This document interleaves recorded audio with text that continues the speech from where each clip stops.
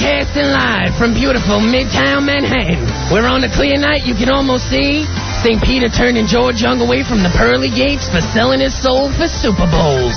It's the Ron and Fez Show, and I'm your announcer, Joe Poo. And now let's introduce your hosts, the two guys who spun the dreidel and won the pot, so they smoked it. Here they are, Ron Bennington, Fez Whatley, radio's dime bag and easy waters.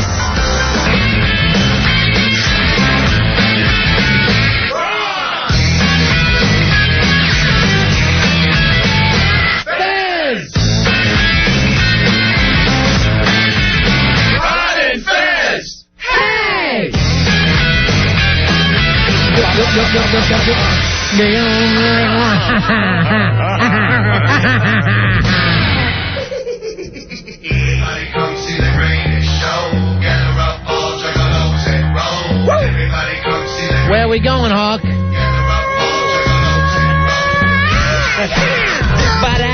Buddies! Get in there, buddies! It's nighttime in New York. I know one thing, Fez. It's the Ron and Fez Show. And, we have been, our staff here, working feverishly to Lysol this place down. Oh, my goodness. I came into the studio, I went back out into the men's room and did a full doctor type of scrub down on any kind of exposed skin. Nice, good for you. And, you know, the soap in the men's room, it's that soft soap. Right. It says it's disinfected, I don't know. I'm just slapping it in my face. Right now, Typhoid Mary from the O&A show, she's getting a Karen Silkwood scrubbing. You know, I don't know how any man will ever be with her again. She's making out with the two homeless guys. I wondered in the past, and now I really question it in the future. And I don't think they're homeless anymore. They're still here. I think they have found a home. I itch. Oh, God. I'm itching bad. Yeah. Now, We're tearing at ourselves. And, you know, here's O&A's thing. Okay, our show's over. Let's run. Uh-huh. And in the meantime... Just hightail it. These guys are still waddling around out there. Now, I mean, it's one thing. You're 80 years old. You don't have a family. Right. You know, and everyone's going to feel bad for that homeless guy. Mm. But you're 35 and you just party so hard that nobody will let you sleep inside. Then the sympathy is a little harder to come by. It's bad when you have guests that make you miss Twatto. Oh, God. I wonder if Twatto would be with them, or if even Twatto would run out. Twatto would take off. Twatto would surgically remove itself and take off. Oh, God, I'm so weirded out. And it is ripe the entire length of this side of the building. As soon as you walk through the door. You know, now the lesbian couch has to be thrown out. We used to be afraid of that. O&A, please, man. You know, keep them in some kind of a bubble. The lesbian couch, which has been through everything, is now saying, what the F is going on? Right. What the hell is this? Now, the microphone that I use is Anthony, is the one that Fezzy uses is Opie's. We know that these two are fine. Right. But still, they feel... But you know... infected. Yeah, the air's been circulating in here. Ugh. Spores around us. All right, this is not a show you want to miss tonight, Fezzy. Barry Mitchell from ABC News Now is coming in studio. I guess he does parody songs. Right. For ABC News. Yeah, for ABC World News Now. All right, great. Also, a little later on, we are going to get to the bottom of, after the show, everybody went out partying, except for myself. Right. And apparently Joe Poo and Al got into a screaming match with each other in the middle of a bar. I know the Hawk was there, couldn't have been bought off. Rory, I hear a lot of bad things about, but I'd rather keep them off the air. Okay, fine. You know why? Why? Because Rory's a good kid, and if I can protect him, I will. Okay. And Rory's stuff had nothing to do, I guess, with these two guys, but... right, a different circumstance. You know, Al went out of his way when I got the report to drag him into it. But the stuff between Joe Poo and Al, we will settle later on tonight. And it will all be completely a shoot. They each feel that the other one is, I don't know what, disrespectful, wherever the hell you're at on that. But it should be enjoyable just to hear it. Yeah, you'll all find out exactly what happened on a West Side bar in Manhattan Friday night. But the first hour of the show, we've got a Palm M500 handheld to give out, Fez. This is with the new OS version, 4.0 software, just in time for the holidays. You can check them out online at palm.com. Now, I got one of these Palm M500s, and the chick uses it for everything. Everything. They're nice, aren't they? Yeah, I mean, it's a situation. You're getting the weather while you're in the car. It's got everything inside of it. Right, this one, for those of you that know your handhelds, this has the expansion card slot and the universal connector that lets you add on extra content, storage capacity, and data backup solutions. All right, so they're very, very cool. Right. And we got one of these to give out tonight. I thought maybe the first hour, since this would make a great Christmas present, what would you break for a Palm M500 handheld? Okay. If you got something in your house that you're willing to break, we'll take the coolest thing and give that person a Palm M500 handheld. We will do it right off the bat, 877-692-1027. When you call in, make sure you got what you want to break already handy. Right, have it there. All right, Billy will work it out with us. Joe Poo, you will be the judge on this, okay? Yes, sir. And, I don't know whether tonight is your last night. I'm going to tell you that flat out. I don't know what happened here. I'm going to talk it over. I said, Al sent me a report on, I guess, Saturday morning. And the morning after. Yeah. There's got to be a morning after. And unfortunately, I got it. And then, I talked to him today, and he goes, Joe and I are going to work this out. And I go, well, number one, it didn't happen at work. Number two, everybody was drinking. Right, yeah. So you can't ask me to completely hop into this and pick one person over the other. We're going to get to it all in about an hour or so, Joe. And you know what? With every intention of having it settled then and there. Now, after the show every night, everybody sits in and has a couple of beers before we all go home. We talk about things. We very rarely even talk about the show. But everybody likes that. And when you get some of these guys, Fezzy, 2 beers into it, they're already in the bag. Yeah. 2 beers into it. And, so I saw some of that stuff starting before everybody went to the bar. Right. So that was Friday night, as usual. With it being Friday and the next day having it off and everything. Right. There was probably more than just a couple beers had in the office. So we were probably in the office for a good 2 hours, hour and a half. Drinking before we even went out on the town. No, but when you're talking about some of these guys... Then that's enough. Yeah, that's more than they could ever possibly handle. You're absolutely right. And, with some of them, it's 2 or 3 beers. Mm-hmm. Now, I'm not saying you, Joe. I see you making bad, faces. We're going to get to it all. I promise you that. You'll get your say. We promise you that much. Then hopefully this Barry Mitchell will write a beautiful song about the whole thing. And everyone will come together. Come together. Speaking of songs, somebody sent us the new Neil Young song. Have you heard about this yet, Fuzz? I've heard it's called Let's Roll, inspired by the passengers of United Airlines Flight 93. That was the one that crashed in Pennsylvania on the day of September 11th. They think it was headed towards the Capitol, and that the passengers on board, including Todd Beamer, were able to thwart the hijackers from their actual plan of putting it into a government building. Well, tomorrow night will be 3 months, correct? Yeah. Yeah. So I thought maybe what we do tomorrow night, Fez, is remember that first week where we just stayed on the air all night and we just took phone calls. Mm-hmm. And then, pretty much after we got back into normal, I guess everybody's kind of either, back into their old routine or whatever their new routine has to be. But I thought maybe tomorrow night we'd all just check back after, believe it or not, a quarter of a year has gone by. All right, so a little checkup, a status report. Yeah. On where you are now from 9/11. All right, let's, you want to listen to this new Neil Young before we get into the contest? I'm just kind of interested to hear it. Okay. So this is about the guy who was on the phone with his chick and said, I got to go do this thing, right? Right, and according to his wife, his little catchphrase was always, let's roll. Like if he's getting the kids in the car and they were getting ready to leave the house, he'd say, let's roll. So that was heard on the phone. That was the last thing he said to her. Right before he said they think they can, get these hijackers. He said, we're going after the hijackers, and he said, let's roll. So I guess Neil, I remember seeing the woman on TV. She did a bunch of shows in the next few days when we were still trying to piece it all together. Let's take a listen to the song. All right, this is Neil Young with Let's Roll. I know I said I love you. I know you know it's true. I've got to put the phone down and do what we gotta do. One standing in the highway, two more at the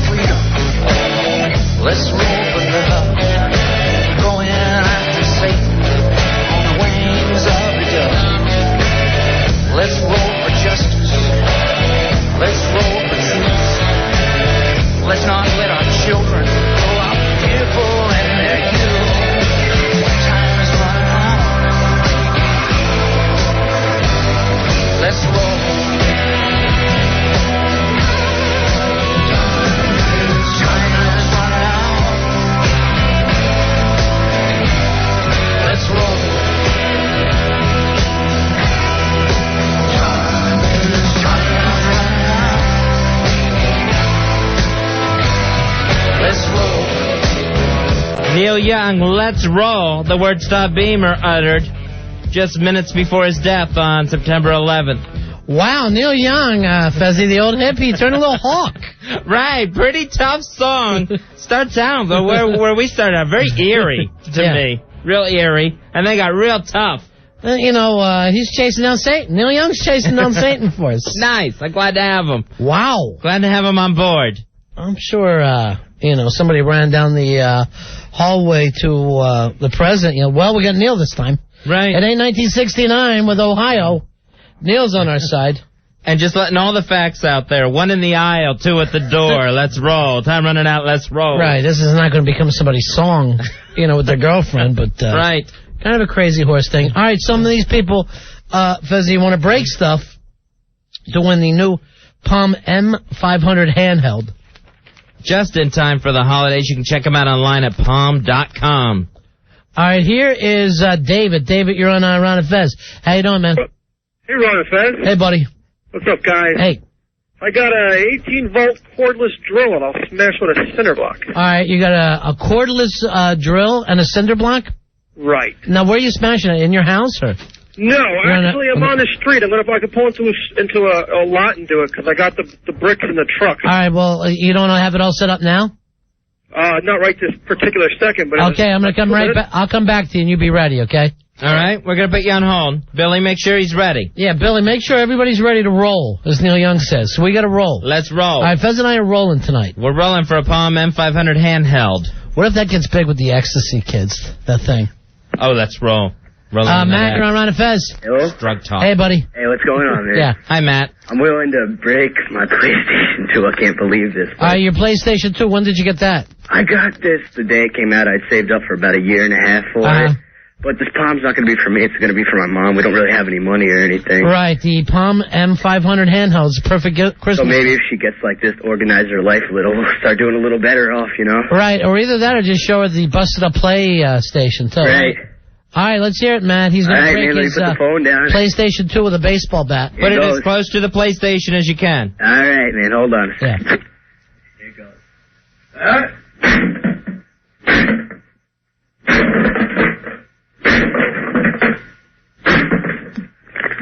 Oh, S. That's the boy who loves his mom. Sure does. How bad did it break, Matt? Oh, my God. All right, thanks a lot, Matt. Split the mother effer in half. All right. All right, we will hand it over to Joe Poo. Billy, you got He's going to be the judge. Billy, you got everybody's number? Please. He's in the finals. All right, so why am I, okay. Matt, you're back on. All right, hold on. I'm going to go back to David now. David, you're on Ron and Fez. Hi, David. Hey, guys. All right, I'm ready to go. Yeah. I got a cordless drill. Okay. Okay. Oh, and we lost him after all that. Hey, the phone Anthony. hung up. Anthony, you're on Ron and Fez. Hey, Anthony. How you doing? Yeah. I got my Christmas balls here. My wife just told me to go pick up. Actually, asked me. Now, what kind are they? What kind are they? Yeah. They're gold and red. They're... All right, so you go out and get decorative ornaments? You go out and get new balls every year? You don't just use the same ones every year? No, this is our first year married, so I'm, Oh, so that's nice. Something that you own with the two of you. All right, he's going to break all of his Christmas balls, Fez. All right, I'm with him. I'm tired of the same old balls. Here we go. Ready?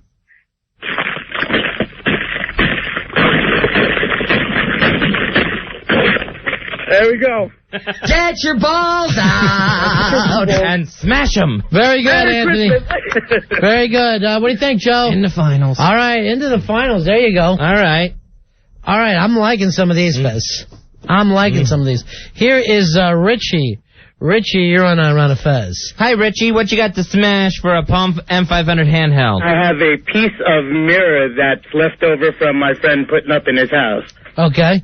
And I just want to take it out for the palm tray. Okay. You ready? Very nice sound. I like that sound. That sounded great. Aren't you worried about the bad luck? No. No, of course not, Fez. 7 more years, no big deal. What do you think? I like it. He's into it. All right, hold on. You're in the finals. Thanks. If he ends up winning the Palm M500 handheld, the bad luck's over. The streak is over. He beat it. Here's Matt. Matt, you're on Ron and Fez. Hello, Matt. Hey. Hey, buddy. I have an 82-year-old bottle of my dad's scotch. Now, what is your dad's saving this for? Anything in particular? I don't care. Right. Because he's a bastard. All right, so you go down, you take your dad's scotch, and you're just going to break it. It's 1919. Uh-huh. Are you ready? We are ready. Okay. Get real close to it. That almost makes me cry. Didn't really smash that well. Let's try it again. All right. All right, hold on. How did you break the bottle man. twice? All over the place. No, you're out, man. All right, What? sorry. That was an 82-year-old bottle of scotch. And here's the thing, it wasn't his. It sounded more crunchy than breaky. All right, here's Kevin. Kevin, you're on Ron and Fez. Hi, Kevin. Hello? Yeah. What's up, man? I got my mom's porcelain clown that I hate, but she loves. So You know, those porcelain clowns weird me out, too. I hate that thing. Yeah, I don't like them too much either. Yeah, but she loves this, man. I'm going to take so much flack for this. But here goes. Ready? Mm-hmm. Hold on.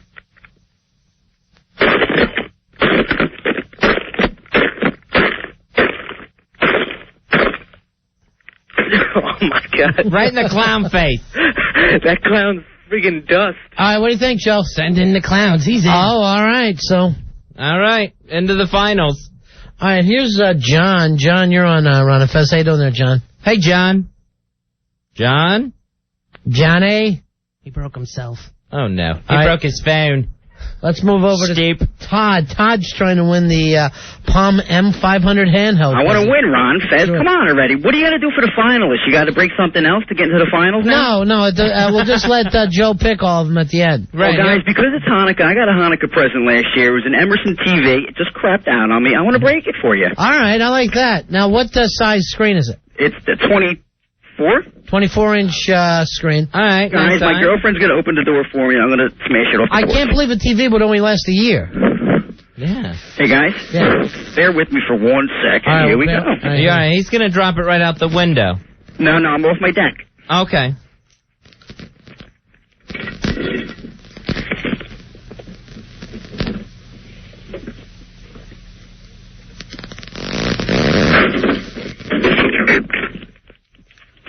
Joe, what do you think? How was that, guys? I didn't like that.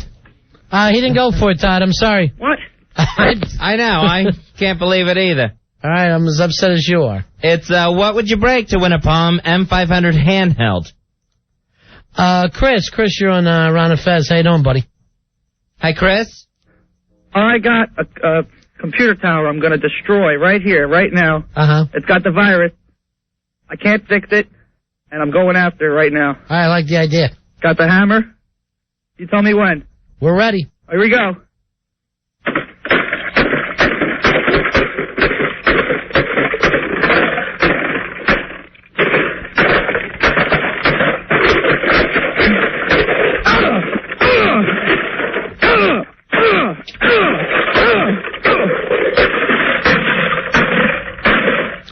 Somebody needed this. How's that, Fez. guys? That's terrific. What do you think, Joe? He's in. All right, hold on, Chris. That's showing those machines.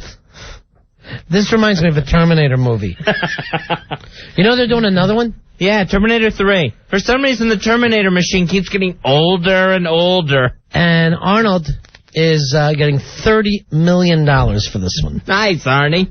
Now, someone said Ed Norton was going to do it, to play whatever that John, what's his name is, all grown up? Oh, John Connor. John Connor. Right. Was that who it was, John Connor? John Connor. Yeah. Yeah, because it was Sarah Connor. Right. So he would be the boy who's also the dad. I get so confused. I can't figure it out. Yeah. There's something about that thing, though, that just works for me. The Terminator. I don't miss any of them. They're all good. Here's Craig. Craig, you're on Ron and Fez. Hi, Craig. How you doing, guys? Hey, buddy.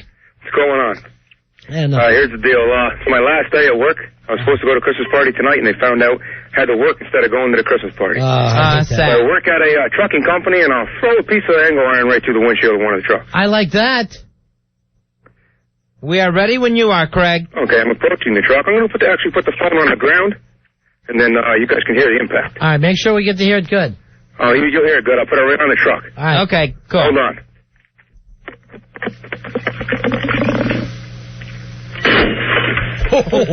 Nice. Very nice. What do you think, Joe? Oh, yeah. How'd you like that, guys? Yeah, I like that a lot. That Thanks, sounded Greg. great, Greg. All right, hold on, buddy. All right. That was a truck windshield with a piece of angle iron. I wish they could all win, Fezzy. We got the Palm M500 handheld.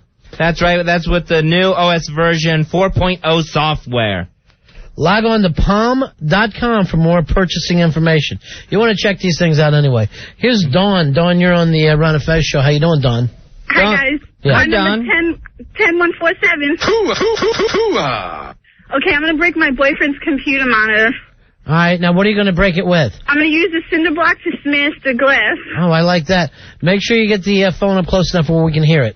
Okay. 1, 2, 3. Did you hear it? Yeah. No, Oh, and the dog. The dog has got cut. that's her boyfriend. He's mad. What do you think, Joe? No, she's out. What? Sorry. I just smashed a $1,000 computer monitor and I'm out? Hey, I'm tough sorry. year. We don't condone cruelty to dogs. Or monitors. Thank you, Dawn. I thought, to me, you would have won if it was up to me. I liked it a lot. Hey, let's take a little We'll take a little break. We'll come back and finish this up. 877-692-1027. It's What Would You Break to win a Palm M500 handheld. Coming up a little later on the show, we got Barry Mitchell from ABC World News Now. He'll be in studio playing some, I guess, parody songs that he does. Also, we'll work things out between Joe Poo and Al Dukes. We'll let you know exactly what went on Friday night in the hours after the show when apparently these two got into it out on a bar. And next break, we'll give out the Palm M500 handheld. You're listening to Ron and Fez. Ron and Fez, 1027 WNEW. Smash it, thanks tonight. We're Ron and Fez. It's What Would You Break for a Palm M500 handheld with the new OS version 4.0 software. Just in time for the holidays. Your chance to win one. All you got to do is What Would You Break? Break something on the air with us. All right, let's check with some of these people here. They got stuff to break. We'll give it away. Just a few moments, Fezzy. Here's Jim. Jim, you're on Ron and Fez. Hi, Jim. Hello. Hey, buddy. What you got to break to get in the running? I got a JVC CD cassette deck boombox, and my brother was upstairs, and he told me they're smashing things on the show, and I can't take this anymore. I'm trying to repair it, and I've had it with it. All right. Let's hear it. You let me know when you want me to smash it. We're ready, my friend. All right, I'm going to put the phone down on the sidewalk so you can hear it. It'll be about 3 feet away. Okay, cool. All right, I'm going to put it down now, and then I'm going to give it a nice heave. All right. All right, hold on.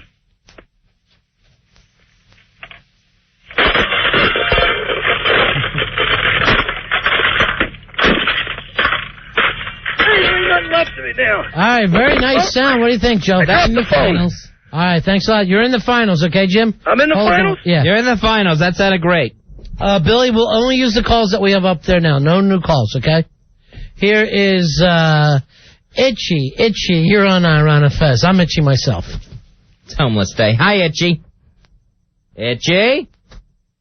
Sorry. Itchy went to scratch. Sorry, Itchy. Joe Poo's going to be the judge on this. He's going to pick the winner out of all of his finalists. Here's, and all you got to do is break something for Ron and Fez. And, That's a good one. The best one up here is going to pick up the Palm M500 handheld.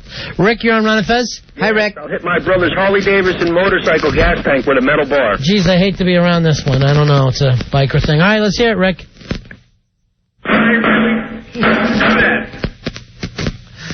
I like the sound. What do you think, Joe? Oh, yeah, you hit a Harley, you're in. What's your brother going to say, Rick?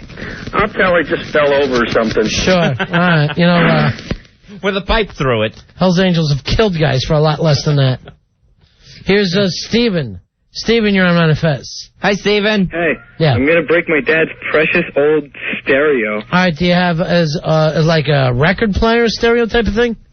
Has got a turntable? It's record player, just cassette, all of those damn things. You don't know how many damn oldies I had to listen to. All right, well, make sure you, I'll tell you what, I'm going to put you on hold. Make sure you have something playing on it while you're breaking it, okay? I'm outside. All right, but, well, plug it in.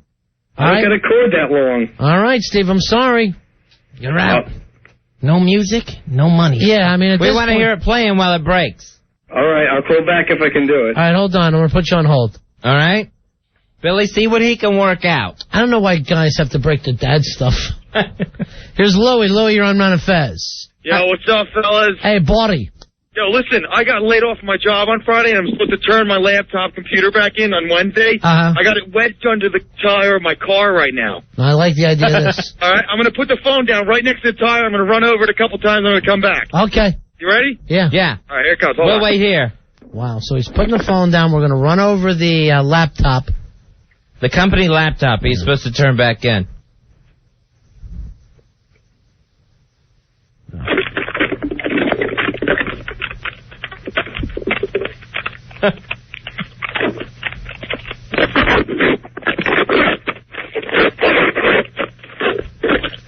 Thing's getting flattened, I guess. What'd you think? Yeah, hold on. What do you think of that one, Joe? It didn't sound realistic. I ran over a laptop, and it doesn't sound like that. Sorry about that. Come on. Sorry about that. Here is Tim. Tim, you're on Ron and Fez. Hi, Tim. You. Hey, buddy. What's up, Ron? What's up, Fez? What's up, Joe? Hey. The Hawk here. What's going on? Hey, how are you? Yo, I want to do a little dot homage, homage, if you will, a little dot homage. Yeah, For the past. So I got a monitor and I got a 19-inch color TV. They're going to have an unseemly ending together. All right, so he's going to take his computer monitor, Fezzy, and smash it into a TV screen. All right, he's got to throw it into the TV. Yeah. Correct. Ready? This should be in a movie. Here we go.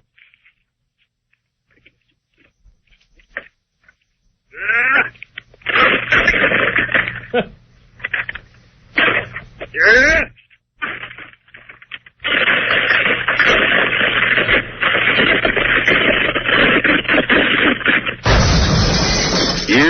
All right, what do you think of that one, Joe? He's in the finals. All right, hold on there, Tim. Sound like they were plugged in still. And we'll take one last call, Fezzy. All right, one more for the Palm M500 handheld. I like them all. At this point, Fez, I don't know how you could say one's better than the other. I appreciate anyone who's breaking something. Yeah, me too. And especially this time of year, I think things should be broken. I appreciate the commitment. Here is Joe. Joe, you're on Ron and Fez. Yo, what's up, Ron and Fez? Hey, buddy. Joe. Yeah, I got these two 8-foot fluorescent light bulbs. I'm going to throw one, and then my buddy's going to throw one. Smash it down. All right, they're 8 foot. All right, you ready? Hold on a second. All right, hold on. They're Here you 8 go. foot long fluorescent light bulbs.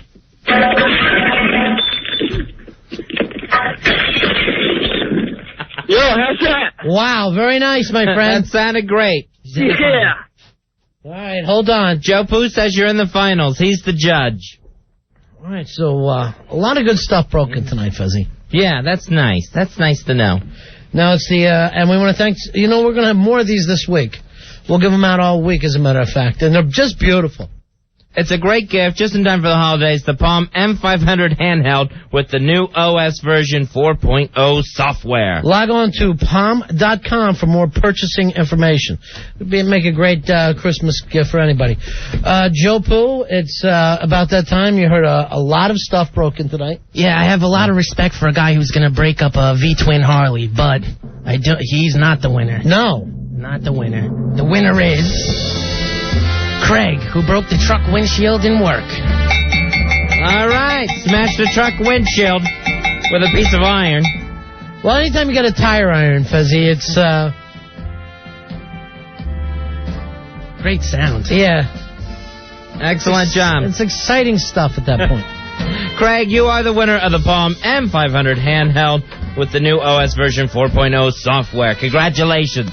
All right, we got a little bit of a mystery on our hands, Fezzy. Supposedly Friday night, after they left here at work, the boys went to, everybody from the station, actually, that was here at the time, went to go out drinking on a Friday night. Mm-hmm. Headed out to the west side. West side, best side, Fezzy, as we used to like to say. Sure.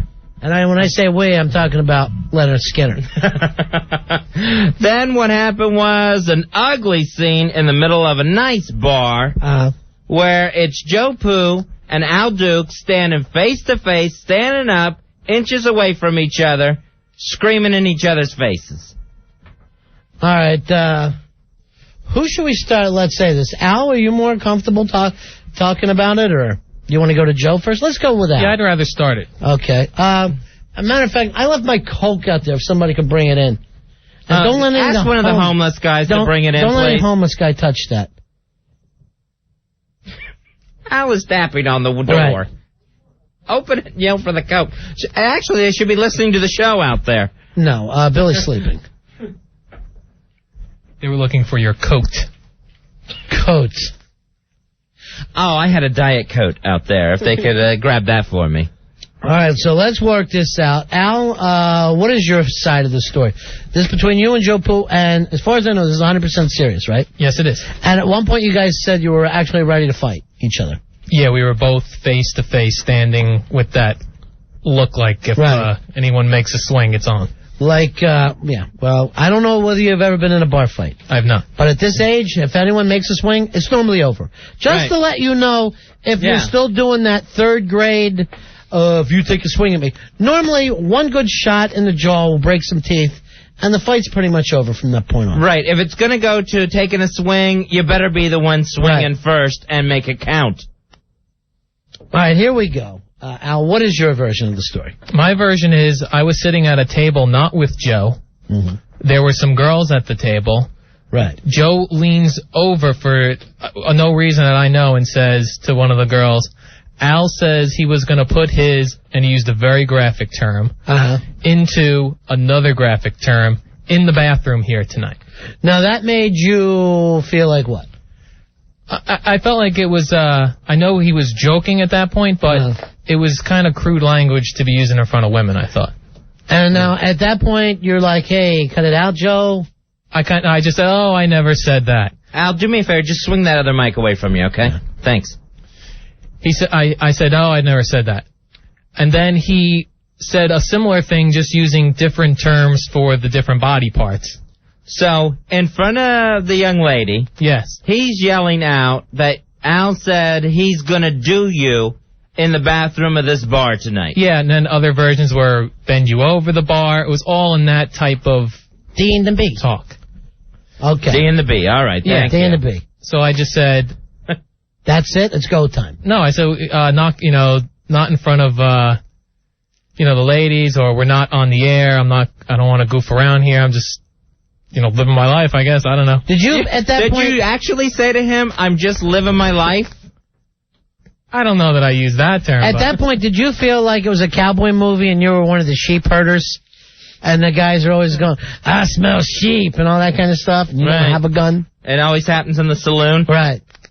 No, it was just an uncomfortable situation. But you felt like he was picking on you? Yeah, I felt like he was picking on me. And the people, if he was joking with me, the people at that table I was at, they weren't in on the joke. Right. So you were defending the people at the table? Yeah, and myself. Right. Because I was getting picked on out in a social setting. Okay. And that's it? Well, then I told him to knock it off, and then he kept going and going, at which point the girl got up and walked away. Mm-hmm. And then I think he said, I was just joking with you. I said, well, when the other people don't know you're joking, they walked away pissed. Now I've got a million questions to answer. Did you say that? Were you saying that about me? And I don't want to get into that when I'm trying to just have a couple drinks and have a good time. Right. At which point he started shouting about his role on the show as opposed to mine, how much money he's making. All right, what did he? I wouldn't brag what about. did he say about his role on the show as opposed to yours? He said, I'm on the air much more than you. I will have my own show soon. Is exactly really what he said. Yes. The Joe Poo Hour. And that, and that had you mad? That had yeah. you. Now, did that make you madder about the stuff that was said about the girls, or less mad? That made me more mad. I'm just trying to figure out how he got from teasing the girls, if that's what he's saying, to yelling stuff at you about the show. I think because... Where did it turn? Probably because I was angry and was yelling about him teasing with the girls. So you started yelling at this point.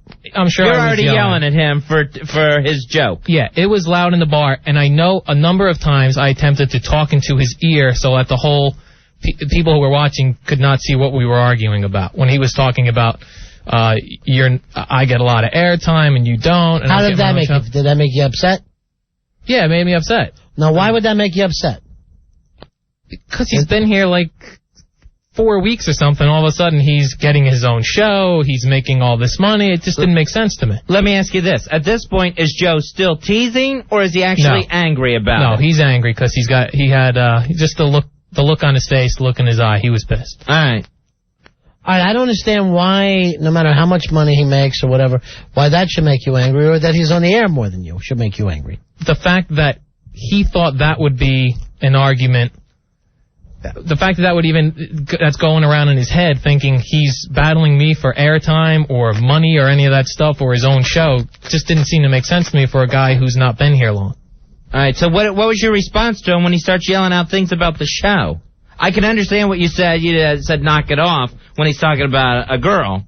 What are you saying to him now at this point? Well, I was trying to explain in his ear so everyone wasn't hearing what I do on the show and before the show and all that stuff. But he just kept shouting while I was trying to have a discussion because I didn't want it to be a big show for everybody. So you took this time to say into his ear all the things that you do for the show. No, I was just trying to tell him. I find that, I mean, what were you saying? I'm just curious. What are you whispering in his ear at this point? I've never been in a bar fight where someone whispered in someone else's ear their work routine. I wasn't going through my routine. Look, buddy, I'll be there at 3:30. But him saying, you're not on the air, you don't do anything on the show. I didn't know your work routine was F you, Joe. All right, you're gonna get your chance, Joe. This is like people's court for right now. All right? You'll get your chance. All right, so go ahead. I just felt like he wasn't understanding the whole show. That there were some aspects of the show that he wasn't getting and decided to... all right, so that made you mad. You felt like you were underappreciated. No, I felt like a guy here with almost zero radio experience is telling me about the business is what he was doing. Okay. He's telling me about the different roles of people in radio and how one goes about getting a show and how his is coming along. All right, this on the instant feedback, Al whispers in Joe's ear, you know I'm the liaison between Jeremy and Ron and Fez. Partner. Did you whisper that in Joe's ear at any point, Al? I don't remember the specifics really, but I just know I was trying to keep the situation calm, and he just kept with the raising of the voice. All right, so you're standing up. He stood up from his seat. All right, well, let's get to that. You're both angry at this point. Yes. What was it that made what was the one line that made everybody stand up and get in each other's face, you and Joe? I think it had to do with his "you're not on the show anymore." It was the whole. It was almost like he was like, "I'm coming in and replacing what you do on the show." Like, you can't remember specifically what made you stand up?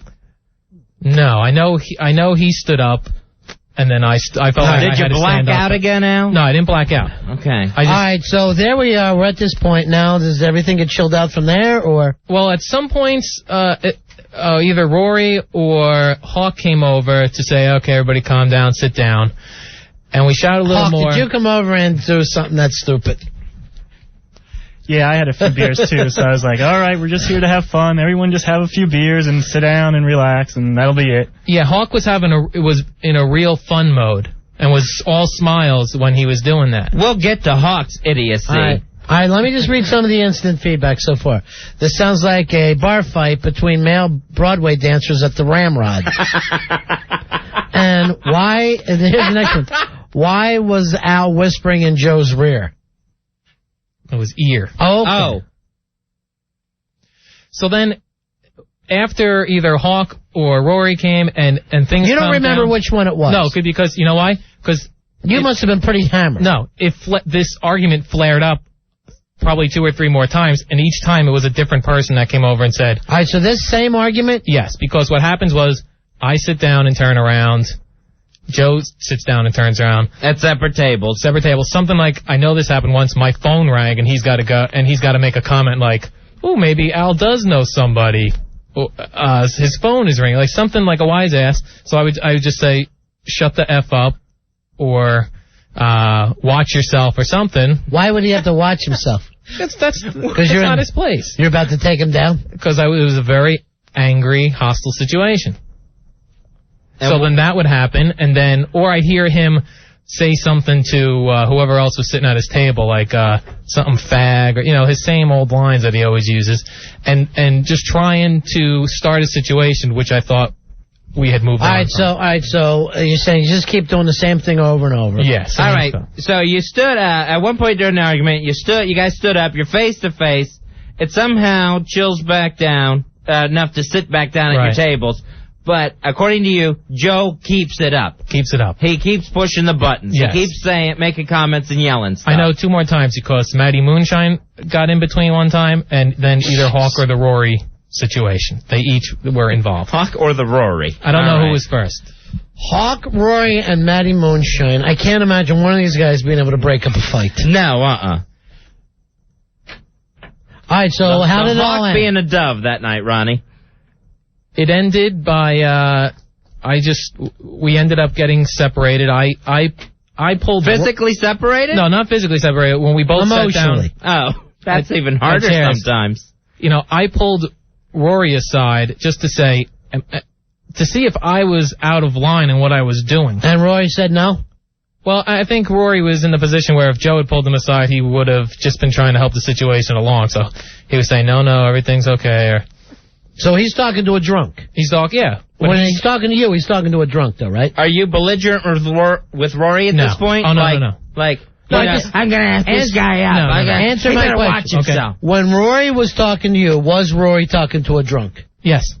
All right. And Rory was drunk also. I'm not saying, but Rory doesn't come in here on a Monday and have a problem with this. What is it that you want to work out with Joe Poo? What is it that you want to get across? That he was doing what he does on the air here, which I can handle on the air, out in public in front of people. All right. Let's go to Joe Poo now. All right. Thank you, Al. Thank you, Al. First thing I want to address is... Address. You're not in front of Congress, ass. A guilty party would actually call somebody or send an email right away. You were the first guy to make sure everybody knew what was going on. Billy had an email. Ron had an email. Everybody knew before I even got to talk to anybody. That does remind me of the day he knocked over the foosball table. Everybody got these crazy emails. All right. True. Let's go. All right. That's the thing that makes me think that you're guilty. What? It's not a... You were there, Joe. No, because I didn't find out till now. Everybody in the city got an email about what happened. Okay. All right, what happened in your opinion? Joe, we'll start right from where Al started. Did you yell out vulgar things in front of Al and the girl? Yes, I did. And I did instigate a lot of it, but it was a joke, and he knew that. It was all in fun. Yeah, and then when I cleared it up with the girl, he got really belligerent. He was F you. And the point where I stood up in his face, he said he was going to throw me over the bar. So you actually, we'll take it back a couple steps here. You went to the girl and said, I was just joking. Al didn't say those things. Yeah, he was right there because... And as you said that Al said he was going to throw you over the bar? He was going to throw me over the bar. That's when I stood up. Right. And if I had 5 more minutes, I would have had you crying in front of that girl. 5 minutes. How close was he to crying? He was very close. Because you know what? You look like... Not all night. You had all night. You look pathetic. You were trying to pick up girls, and the 2 girls wound up leaving with a gay guy. That's rough. So, and the whole thing is, you were drunk. You had a couple beers, and you got belligerent. And you started cursing. Every time I would turn back around, I would hear your mouth running. F you, F this, you're a hack. You got called a hack? That's why we started talking about jobs and money and airtime. He said, you're just a hack. I don't. And I said, what do you mean by that? You're just a hack. You do the same routine all the time. All right, this is what I was asking about before. How did it go from joking about the girl to talking about the job and the show? Because you got called a hack? That's how it started? Well, I thought it was going to end down with the girl situation because I said to her, no, I'm only kidding. She's like, did he say that? Did he say that? I was like, no, I'm only kidding. And Al knew it. And why I'm explaining it to her, he's sitting in the chair, smoking. Al doesn't smoke. Puffing away and just F you, go You were smoking, Al? Al, you were smoking. Yes, I was. Al, I've seen you smoke. Why do you smoke like Betty Davis? With the big arm movement. Let me say when you this, pull the cigarette out of your mouth to exhale. The only person who says I only smoke when I'm drunk is a woman. That is true. Well, a man either smokes or he doesn't smoke. I didn't want to have any more drinks. So I needed something else to do. You were so far gone, you didn't even know you were smoking. He needed a piece of business on stage, Ronnie. I understand. Shannon Doherty will do it in a lot of her movies. He has to keep his hands busy, or else he's just standing there reading lines. All right, so you're wrecked, Alan. Joe, are you wrecked? No, I'm not wrecked at this. I have a nice buzz going on. Right. Al, we've only seen you smoke when you're really, really hammered. Right. All right? You are ossified. I don't know what that means. Now, let me just point out something before we even get into this. I happened to have been sober when everybody was drinking at the office before we left. True. You were already in your attitude, Al, of, the guy that Opie hates, that was the guy that you were becoming in the office. You knew everything about radio, everything else. A bet, I don't know if anybody else remembers this, a bet came up, because as normal we said, Al, you're gay. You were betting, okay, I can bang this woman tonight. I'll go into a bar, and I'll bang a woman. Everybody was putting up odds. No one knew that you had 2 girls already lined up from the show. Sneaky. One that you know wants you. But that wasn't what the joking around betting in the office. When we walked out of here, that there was no bet. But I'm telling you, you planted that in this kid's head. Okay. So that's where him saying that you said you could put this woman over a table. I remember when it started. That was the office conversation while we were sitting around drinking before we went out, and people were willing to put up a C note each. Right. So you knew you were working that angle. Yeah, but before we walked out of the office, I was saying I was kidding and I'm not taking any bets. I'm telling you this though, you were drunk and he was drunk, and you put this thing in his. So you did say you would bang a woman at the place, and you did already have it lined up. That was the argument you were having in the office beforehand, and when everyone got to the bar, there was a girl there that nobody else knew was going to be there except you. Because you invited them during the show. And girls you know from the show. And kept that from everybody else. Well, that's not true. Other people here knew that. Who? No, I asked who. Who knew that? Because trust me, I wasn't thrilled with that aspect of it. I understand. I heard that. So who knew? Because I'm pretty sure Billy and Rory both knew. They told me they didn't. They had no idea. Somebody's lying again on that aspect of it. We were going out that night as just people from the station gonna have a few beers. He goes and invites his hoes and doesn't tell anybody. I'll say this. I'm not calling these girls hoes, but I'm saying he was working an angle earlier with Joe, and you had... Now look, believe me, have I taken money from a drunk before, or darts, or can I do a bar trick? Yes, I've done it. But I'm saying, you're wondering why the kids started flipping out, but you did say that out. Yeah, but I could have said anything in the office joking around that's going to come back. It doesn't excuse him. I wasn't joking when I was going into my wallet over things. I was betting you couldn't get laid that night. But I didn't know that you had 2 girls lined up from the show. And Ronnie wasn't drinking, and he was willing to put up his money. It doesn't excuse his response to just take something like that and do with what it I'm what trying he to did. say, everybody was drunk. Right. Neither one of you sounds like you're making a bit of sense. You grabbing a guy and whispering in his ear, I'll tell you what I do for the show, buddy. Show prep. Yeah, just ridiculous stuff. You're the one that's shouting out, and you're blurting. You're not even saying it to my face. Now, at the same time, Joe, you're a ball buster, and how much of that you expect to take? That he's going to take? Yeah, but it was so small at the point. It was just so little bit of ball busting before he was just snapping and just running his mouth behind me. He wouldn't even say it to my face. He waits till I turn around. Oh, you sea sucker. And I called him sea sucker the whole night. I called you sea sucker. I wish I had 5 more minutes. You would have been crying. Joe, you had 2 hours after that you just sat there and made comments across the room when my phone rang instead. Yeah, that phone ringing thing hurt your feelings a little bit. No, it was like, Did the person on the other line hear you get called a sea sucker? No, I don't even recall getting called that. But my point is that it was a dead issue at that point, and I'm way across the bar, and he sees me grab the phone, so he'll say, oh, Al's got something. I don't even know what he was saying with it. Is that an impression? Yes. All right, Joe, let me ask you this about the argument. Why did you start yelling, I'll get my own show soon? And here's how much money I make. That's the whole thing. He took everything out of context. The whole show thing started because he called me a hack. And I said, what do you mean by that? Oh, you don't do not like talking about my work ethic. All right, what's your worth? What do you say about your work ethic? He brought up your work ethic. Yeah, like, oh, what I don't do, laziness, whatever. And then I said, what do you do for the show? And I started making fun of how he couldn't produce an ant farm and everything.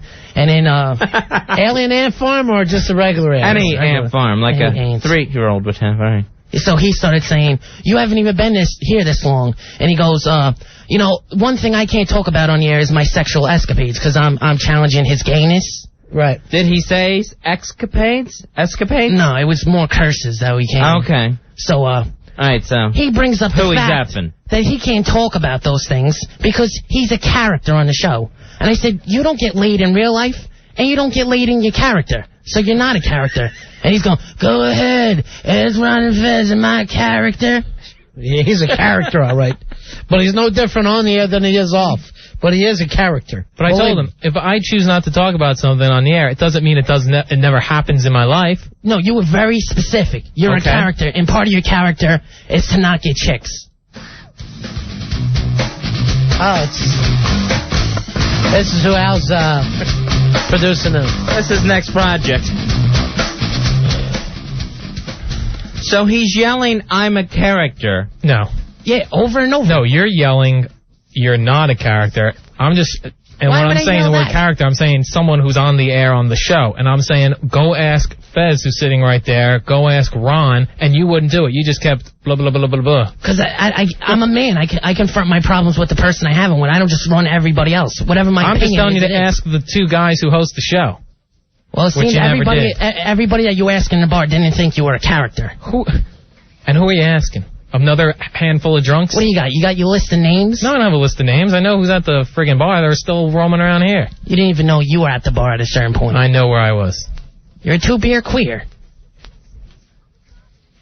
You were hammered, too, and you had just as many as I did. I think you were both hammered. No. I think you were both drunk off your asses. I walked out of the bar after Al did. I watched Al stumble through the doorway. Right. Okay, and not to mention this, but the chicks you were waiting for, they left without you, didn't they? No, I know what happened on the end of the night. They did. Right. And then Joe made a comment then? When he just made comments all night long. When the girl left? Oh, yeah. What did you say? What did he say? I was just like, I'm waving at the door while they're going. And I'm going, bye, there goes Al's porking. There it goes. And he's just like, F you, sea-sucker. I never use the word sea-sucker. Yes, you did. I just never do. You said it, Smokey. Smokey. All right, both the girls who were there that night have IM me, and they're all feeling bad and everything. Well, they got up and left, and then that's when Joe said, oh, I'm just kidding. And then to go back and tell them you were just kidding, then the rest of the night from the both of them I'm hearing, did you say that? What did you mean? Are you sure he's joking? And for the rest of the time I'm sitting at that table. Well, you know where that came from, though. Because you yeah, did but it's say... it doesn't excuse it. I know we were both drunk. And the girls had to sit you down. They didn't leave. They were standing right next to you while this all happened. Okay. Yeah, and the one girl kept telling you, calm down, Al, because she knew you were so drunk, and if you picked a fight with me, you would have got hurt. Please. You don't think you would have gotten hurt? No. If somebody tells you, oh, I'll throw you over the bar, what's the first instinct? Just get away from the bar? Oh, I stood right up. I wanted to see him throw me over the bar. It's bail and go time. You know what? Exactly. And he backed down. He's right in my face. He starts backpedaling. I stood right there. And he's trying to whisper. You weren't whispering in my ear. You whisper in my face, and you tell me all these things. Look, this is not important, whatever. But you got it all heated up, and you didn't think I was going to get in your face. And that's what happened. And there was no backing down. I could care less at that point. You're running your mouth in front of a crowd of 20 people that you're going to throw me over the bar. Right. I'm going to stand up in your face, and I want to see it done to me. You threw me over the bar. I would have just walked out of the place. Probably crawled if he had done it. All right, let's take a break. We'll come back. I don't know how to end this thing, Fezzy. I know. I would say end it in the ring, but these guys aren't going to get in the ring with each other. No, And then it would also look like a radio setup if I did that, and it's not. True. Everything that you've heard actually happened Friday night, and these guys are really mad at each other. Al, I know, wants to put a stop to it. I mean, not just settle the argument, but put a stop to it ever happening again in the future. Throw his ass over the bar. Yeah, because he's sober now, and he feels bad for what he did. I don't feel bad at all. I'd do the same damn thing again if I was in the same situation. No, you're running your mouth. You better hope it never happens that way, because I'm not going to feel bad for you that time. Then don't do it again. Next time, I was waiting for you to take a swing, because I knew you were so obliterated. I was going to take one shot at you, and you were going to fly over the bar. I'm telling you not to do it again out in public. Who's as mad as they were Friday night? Now? I am now. I was calmed down about this whole thing, and I felt bad for him, because I have a personal thing. I really can't stand a person who acts totally different when they're drinking and runs their mouth. That's what he did. So I was being patient with him, but there's a certain point where you just got to knock a man out when he's going to start running his mouth all night. Al, do you think you ran your mouth all night? I ran my mouth after he started doing his shtick about being gay and all that crap. It's not a shtick. You are gay. Please. It doesn't matter if he is. But again, he's walks around 24 hours a day with a microphone in front of his face. All right, we'll take a break. 877-692-1027. It's the Ron and Fez show. Ron and Fez. You're scaring me. Stop it. 102.7 WNEW. Because they hate each other. We're Ron and Fez. All right, a bunch of people wanted to call in. Of course, we're talking about this stupid situation. I wasn't even there, Fez. Joe Poo against Al in a girl screaming match at each other in the middle of a bar. Friday night after the show, everyone on the show, Ronnie wasn't there, like he said, went out and is sitting at separate tables. Next thing you know, there's Joe Poo and Al Dukes yelling at each other face to face. All right, Red, you're on Ron and Fez. Hi, Red. Big ass card holder, 9995. I think these two should just put on the gloves and go at it. I would let them. I don't want this to sound like it's a radio stunt. It's up to them. Would you guys even want to do that? I don't care. Would it be helpful? No. You don't want to do it? No, I don't. Okay. Backpedaling. I don't understand that. All right, so Joe would, Al won't. He's a wuss. Come on, Al. No. Come on. All right, thank you, Red. You got it. 877-692-1027. Anthony, you're on Ron and Fez. Hey, guys, bottom line, I could care less about this argument, but when Joe Poo's on the air, I turn my radio up. When Al Dukes is on the air, I turn my radio off. Well, what are you doing right now? Just keeping it down halfway? That's part of what Joe was explaining to Al the other night, and he's the future. Yeah, I'm trying to decide right now what I should do, but Joe Poo's the man, and Al Dukes is a tool douche. All right, thank you very much. Just as many people who hate Joe Poo, so it doesn't matter. A lot of people hate Joe Poo? Just as many as hate me. What, who? You click from Woodbridge? No click. I read emails and all that sort of What thing. emails are you reading? What are you getting that hates Joe Poo? Well, I mean, when I go through the emails, half of them is I hate Al Dukes, the other half is I hate Joe Poo. I'm not getting these emails. Because they're pointless, they're dopey. No. You know what? When emails come into this show, I want Fez and I to read them. Right. Quit keeping things secret from us. So if it says Al's a dick, print it out and give it to you. Yes. Not only print it out, but make a poster out of it. I mean, if you're going to sit here and say no one, half the people that listen to the show don't like Joe Poo, I would like that kind of feedback. I don't think that's a bad thing. Right. You know, if there was a bit we were doing on the air, if people were, hated Oscar blurbs, right? Ronnie and I should know that, so we know not to do Oscar blurbs. By the way, I'm starting to hate Oscar blurbs. No! Yes. I love them. And I've gotten countless emails. Michael, you're on Ron and Fez. Hello, Michael. Hey guys. I want to ask Joe Poo, did Al Dukes talk about the all-star guest he brings to the show? About one of the points that he does for the show. Did he talk about that? Well, how did you feel about it when he talked about all the all-star guests he brings to the show? He's saying, did you shut Joe up by telling him all the all-star guests that you I did not. Did you whisper that in his ear? No, I didn't. Okay. And, the thing, if I'm going to talk about radio and want to get information from people, I'm going to go to somebody that's successful at it. What does that mean? I wouldn't come to you. Right. I've talked with a lot of people at the station. They give me tips, and I don't brag about things. You're the one who said you're going to have a show. And that I would like to Who see. said they were getting their own show? Was it Joe or Al? You brought it up. I told you I didn't want a show. No, you said you'll be Are you radio. on the list? This was all part of me being a hack. All right, what are you saying now, Joe? Now I'm trying to get unconfused. No, he's the one that was bringing up that, the whole hack situation. I'm a hack, and all right, Al called Joe a hack. Do we agree to that? I don't recall saying it, but it could. Joe says you did. Okay. All right, we'll move on. Who at what point said I could get my own show, my own radio show? Did Joe say it to Al, or did Al say it to Joe? He said it to me, and I said, let's make a wager on it. And I didn't say, and what did you say, how long I'll have a show in a year? Who the hell said that? You'll have a show soon.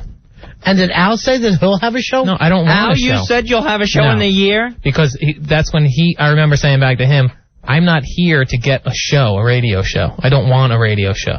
I know I couldn't do. You were bragging how successful you are in radio, and you'll have a show before me. And I didn't bring up. Who the hell knows? Who knows what's down the line? I didn't bring up anything like that. Ronnie, I'm only considering spinning off the Hawk at this The Hawk could do his own show, the lovable Hawk. One other thing, real quick, that he was doing the rest of the night, I forgot. Anytime he would walk past me to go to the bathroom or something, he would try to hit shoulders. I was just walking straight. If you walked into me, that was your problem. I was standing there. Now that sounds like you're lying, Joe. I was just walking straight through. Maybe a little. Were you bumping his chair or bumping him? It's immature to do the bumping shoulders thing. You guys want to settle this in the ring? No. You want to put the gloves on? I'll take the gloves off, too. What difference is that going to make? You want to fight bare-knuckled? No, I don't want to fight. Tough man style? I'm not fighting him. What's now, Friday night, you were going to put him over the bar. What's changed? Well, I'm not drinking right now. Yeah, exactly. And you forgot the whole story, and you were drinking. That's why this all started. I'll guarantee you this. If you two fight bare-fisted, I can get Opie to show up. Yes. That would be with Al even in the room. He would actually be in a ring. And then you could prove to Opie, Al, puss. And one more thing I want to address on the money situation. You constantly take digs at me on the air. I mean, off the air when you're sober and when you're drunk. About how much money you make? Yeah, he's told me, he's like, at least I got a paycheck in my box. And I was like, what's that supposed to mean? That's mean. If that ever happened, it was as a joke in response to one of your jokes about me. Right. It was here's never the thing, mean-spirited. Al, don't act like you're not a ball buster with the guys, because you ball bust Billy. Sure. You know what I mean? So for whatever reason, and I only think it's the drinking that got you upset that night. But I get my balls busted more than anybody here, and then if I ever say one thing back to anybody, it's Joe will keep that paycheck quote in his head, Billy will keep that, and then it comes back, and I'm like, I don't even have the room to store all the ball busting that gets put on me. Well, because you walk around like a cowboy. You need a storage unit. All right, well, how does that mean? What's that mean, Joe? He has all this cockiness about him and nothing going for him. And you're going to put me down. What does that mean, nothing going for him? You have nothing going for you. Am I your boss? Barely. Yes. Well, is it a yes by or title. no? That's a yes or no question. By title. So that's a yes. Do I respect you? No. Do you have a great track record here? No. Track record? Yes. As far as what? What's his track record? You've been here how long? I don't know. I'm not keeping tabs. Obviously, you have in your little fag book. So go for it. How long has he been here, Al? I don't know. 5-6 weeks. What's the point? My point is, he's coming in here like he doesn't respect me. Then what are you doing here? Well, first of all, as far as association with the show, I was calling the show a year before you were still down in there with that fat bitch. And then you left for 9 months because of something strange that no one could ever, it was still never known. So what's the difference? Maybe you'll disappear tomorrow and come back 9 months later. You're 39, and I don't think you have much time left in this station. 32. All right, hold on. Here's Lisa. Lisa, you're on Run of Fez. Hi, Lisa. Hey, guys. Yeah. You're on the air, sweetheart. I think that Al Dukes needs to get his balls out of his purse. What's that even mean? And then here's the time I do it, and everyone's in an uproar now because one time I did it. You've taken your balls out of your purse? No, but I finally stood up for myself in a social situation. I'm getting my balls. I don't even understand what balls out of your purse mean. And you're saying that you're doing it. I know what she means. She means don't be a puss. All he does is fight girls. He doesn't really want to fight a guy. What's your point now? My point is this. It's all I ever hear. You never stand up for yourself. I do it the one time out in public, and now everyone's in an uproar. We could have had a perfect conversation, argument, whatever, until you said, I'm going to throw you over the bar. You threatened violence. I never brought up hitting you. And you had to twist your head all the way around to get involved in my conversation at another table because I wasn't sitting with you. Tough crap. Well, then tough crap on you that I didn't threaten you. You're the one that brought the threats. So I'm not going to let you look like a big man in front of chicks. So I was going to knock you out. Right, because that's cool. Whatever you think it is. I don't think we're getting any closer to solving this. No, No, not one bit. All right, I don't know what to do. You guys don't want to box, right? No, that's not a possibility, Al? No, I wouldn't box Jeremy if I have a problem with Jeremy. I'm not going to box him. What are you saying about him? Are you saying we don't take Jeremy? No. I'll tell you what, I'll put $100 on Jeremy right now. I'm saying I don't kill you in a fight. He's from England. Box with people I work with. Marcus of Queensberry. What do you box with then? If not the people that you with, who do you box? I don't box anybody. All right, so then you should just say that. Okay, I don't box. No, is it because you don't think boxing solves things? Yeah, it wouldn't solve the problem if I pummeled him or he pummeled me. It'd be no problem solved. First part You of that wouldn't whole feel thing, better if you pummeled him. No. Never happened. So you wouldn't feel better. All right, one thing I want to do here, Joe, is you got to apologize to those girls for calling them whores, because I didn't call them whores. I said You called them whores. You called them hoes on the air tonight. Oh, I'm sorry for that. It's just a heated argument. And they knew nothing about any of this stuff. No, they would actually have to control him because he was so dizzy and he's trying to stand up and do something, and it wasn't happening. You know, I kind of feel bad for them, Fezzy, because they didn't know any of this stuff. They didn't know about the bet. They didn't know why Joe was acting like he was acting. And, you know, then they hear this tonight that, you know, what were they doing? They got invited there behind everyone's back. Right, they got invited there, and then they show up. They didn't know that what the situation was. Well, Al had some plans, so. Well, I know, but I'm just trying to get that part across. Right. All right, very nice girls. Yeah, Who've no always problem. been, I know, I have no problem. You know, with been that. nice to us. Evan, you're on our Fez. Evan. Hello. Yeah, buddy, you're on the air. Yeah, I just want to say both Al and Joe both sound like they couldn't get away from a scout of Girl Scout troops. They both sound like a bunch of pussies. All right, thanks. I can't fight that one. I can't fight the fact that both of you don't sound like children. And I'm willing to bet neither one of you can handle your beer. And I honestly think if you weren't drinking, this wouldn't be happening. Right, I agree about that. You know? Yeah, for you. I've never had a problem when I was drinking, never. Well, this will be your first one. Well, yeah, because I'm hanging around one of those cocky drunks. Joe, we know Al hasn't gotten into a bar fight before. Have you had problems in bars before? Because of your mouth and your drinking? I've had a problem before, but, you know, it was a girl situation. You beat up a girl? No. That is wrong. All right, let's ask this question. Al doesn't want you attacking him in public anymore, busting his balls in public. Are you going to keep doing it? It depends on the situation. Well, that's so you're saying that. So you're saying it's not going to stop. Well, because I know how he gets when he drinks. Uh-huh. So I feel like if we're going to go out again, he's going to run his mouth again. I mean, this is happened before. You've ran your mouth on the air, talked about everybody on the station when you had a few in you. Right. I mean, you have a track record if you want to talk about that. You have a track record with that. Sure. Al, I don't think you can control yourself when you drink. You have 2 beers, and you do get argumentative. Right. You start picking arguments. You know, actually, before you left that night, you were saying that you wouldn't give me or Fez your kidney if we needed it. That's true. And I'm thinking, what an annoying thing to bring up. But I knew that you were drunk, and I just was like, I'm not going to pay attention to him. And I was drunk, and what did I say? You said you would rip your heart out of your chest and give it to either one of us that needed it. That was beautiful. See? And I said that thing's got to look like burnt tinfoil at this point. All right, here's Randy. Randy, you're on Run of Fez. Hey, Ron and Fez. Yeah. Hey, Randy. Hey, I know what those guys were fighting about the other night. What's that? Me. Were you fighting over gay Randy? No. No, but seriously, can I throw my 2 cents in? Go ahead. Because you know I will. Uh-huh. First of all, basically I'm going to have my own show on 102.7 one of these days. Right. So, Joe Poo, you got to get in line. Hey, Randy, are you making the move to mornings? What's that? Over at Q104. Who is? The rack is back, baby. She is? Yeah, here she's doing mornings. I've been living under a rock then. That's the word. I've been living under the rock. It's not a Anyways. rock. If you talk to her, tell her we say congrats. Okay, I will. Maybe I can get myself, assistant, lineup. Yeah, Whatever. I'm sure that'll happen. Sure. Okay, so anyways, let me put some 2 cents into this.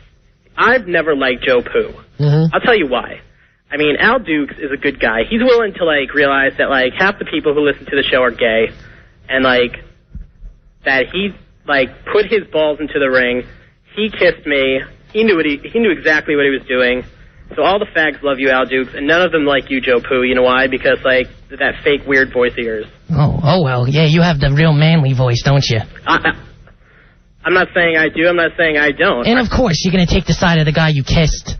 All right, thanks, Randy. You want me to kiss you, then? I don't want you to All kiss right, me. thanks, Randy. Yep. So, Al, you knew what you were doing when you tongued gay Randy? No, Here's of the course thing. not. why I'm trying to solve this. Neither one of you should have your significant others call to help with the argument. I don't know how to end this, Fezzy. Right, because Joe says what Al wants stopped isn't going to stop. You know what I'd rather see you guys when you're out drinking? Turn on someone else. Put the boots to somebody. Then I'd feel like, oh, I get it. My boys are out there. Right, now we have a team. Taking on the world. Instead, they're, scratching at each other. Al, how do we settle it? What do you want? We settle it is that he's got to respect, if he doesn't like me, he's got to respect the position. That if I don't like someone who's above me, I still respect where they are in the company because I'm an adult. I think what that comes down to is you saying that you're just a character. I'm just telling him this. I don't... away from the microphone, don't bust my balls because... Hey, hold on. I'm writing a note for you. Go ahead. Okay, I don't respect Al. Here you go. Great. Hey, hold on. I forgot to dot the I's. All right, so now it's down his pants. All right, all dotted. There you go. There's your note. That's hilarious. All right, you know what? Hawk, who do you think was wrong and who do you think was right here? Hawk, you were there. I think they were just both drunk and being stupid and drunk and making no sense either way. All right, Billy and Rory, I want you guys to come in here, too, because they both saw everything that took place. And let me just say this about the Hawk. When he goes out drinking, trashed as anyone else is, biggest ass-eating grin on his face, and all Hawk will do is yell out other people's names that he sees. That's the only conversation you get out of him, as you hear, Jabu! Mamajan! Rory! He's like the copy guy on Saturday Night Live, Rob Schneider. Doing the copy thing. All right, Billy, who was wrong, who was right? It sounds like Joe was just kidding around, and Al took it the wrong way. All right, thank you very much. Rory, who was wrong, who was right? I agree with what Billy's saying, too. That Joe was busting balls, and Al was a little drunk and took it way too seriously. Okay, thank you very much. Thanks. I was about to give him credit, too. For what? Because I heard a rumor that he went home with a chick. It's not true. Why are you bragging Way to about stick up for yourself. Why are you bragging about that? I didn't say a thing. My sources tell me there was you drunk stumbling out of the bar, went home alone, somebody took a taxi ride to your house. Interesting. Go ahead, you lying bastard. I know it's true. I was going to give you credit for it, but if you want to do the fake thing, it's part of your character. Right. A guy named Joe Poo in that voice telling me about characters. Okay. All right, that is his voice, though. Here's Teresa. I know his name is not Joe Poo, but, that's how we met him when he said he ate his own poo. Right, and he's legally not allowed to use Lipinski. The cease and desist on his own last name. Ever since he brought that up, I see his cousin on TV constantly. She's on Fox again after the games yesterday. Teresa. Hi. Hi, how are you? I'm okay. How are you guys? Good. Basically, I want to comment on this Al Dukes and Joe Poo thing. And Al, I want to say to you, I'm not really crazy about you, but I think the biggest problem with you is the fact that you make yourself look like an A because you don't stick up for yourself. And Joe Poo just basically is a giant a-hole. Yeah, I can't deny either one of those. Thanks. I mean, Al, I know what you want. You just said he's got to respect the position. Right. I mean, I don't know how you get that at this point. I don't know how you get there from here. Yeah, but at some point it's that individual's responsibility also. Because let's say I can't stand Jeremy for some reason. I would still respect the position he is in as an adult employee of this radio station. I agree with you. Before we go into break, though. All the other guys that are supposed to respect your position, right? I called them in one at a time. The Hawk did his normal shuck and jive, everything is cool. Right, basically, Switzerland. He doesn't remember a damn thing that happened. Right. The other two guys came in, basically sided with Joe. Okay. If Jeremy was in a beef and I got called in, blah, blah, blah, who was it? My first loyalty is going to be to Fez. My second one will be to Jeremy. Okay. Or the guys with me. Just so you know that while you're pointing that out. But I don't feel I have any problem with Billy, Rory, or Hawk. I know that you don't feel that. Okay. Billy, you did before in the past. But just so you know that nobody sided with you there. That's fine. I don't want them to lie just to side with me. If they think Joe was kidding and I overreacted, that's fine. That doesn't bother me. I don't think less of them or think they think less of me. You've never had a problem with me where you asked me, Joe, I need you to do this, and I've ever said no to you. You've been here how many weeks? Of course I haven't. There's never been a problem, so don't talk about it respect and authority. When we're doing work, we're doing work. It's for the show. There's no problem. So then what don't you respect about it? So you never had that. So what don't you respect about it? You're a big crybaby. I make fun of you, you cry. No, and one time I fought back, and now you're in here discussing it with that it's a big problem. I didn't bring it up. You emailed everybody Saturday morning during your cartoons. Joe. I didn't email All right, I got to take a break. 877-692-1027. It is the Ron and Fez show. Ron and Fez, 1027 WNEW. We're Ron and Fez on 1027 WNEW. Toll-free phone number 877-692-1027. At a situation now where Joe Poo and Al Dukes, who got into it out in a bar on Friday night, no fists were thrown, but refused to settle it now, days later in the studio. All right, Fezzy. So, people don't want to drop it. Stinky just came down the hall and begged me to have them fight.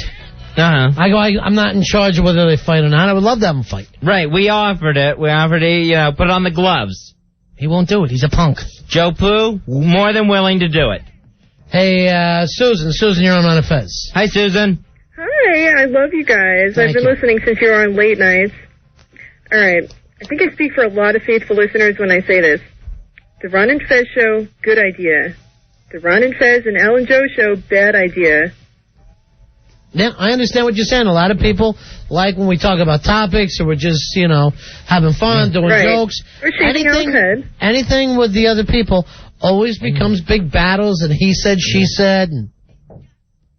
And if you look at it, what actually went on Friday night from the way it sounds like a couple of girls spatting with each other. Yeah.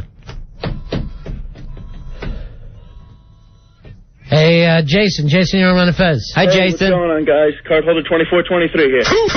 Now, I got to say about this fight. Now, I got to say, arguing about job requirements and stuff is kind of the lamest thing I've ever heard happen in my life. But I think Joe Poo was totally wrong coming up and saying that thing to those girls. And also, I think Al's got no sack, because any man worth his salt would have taken Joe Poo and broken his jaw right there for saying that. And then to go say, I'm going to throw you over the bar and not do anything about it? Please. Do something. Act like a man. You threatened Joe at the bar. How close were you to actually trying something? I wouldn't have done it. I wouldn't do that to somebody I work with. Then why do you say it? Then why you got me frustrated? But it's just wasting time when you say that to another guy. The guy's going to want to step up. All right. So you're saying you want to fight, but then you don't want to fight, and he'll say I'll get in the ring with you. You don't want to get in the ring. Right. It was like a figure of speech. I can't physically take anybody and throw them over a bar. It was just. But in the future, when you say that to a man, you got to be careful with it, because Joe hops up. Mm-hmm. He's from Jersey, and he's going to say, "Come on, do it."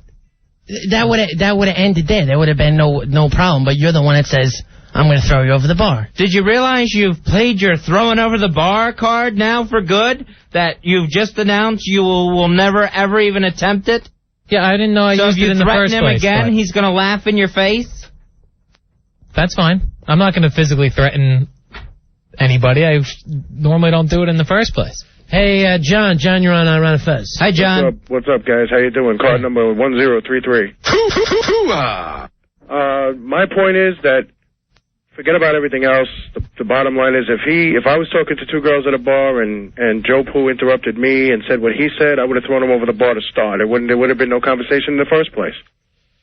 Thank you very much. Joe, I already told you were out of line with the girls. Mm-hmm. And I feel like you apologized.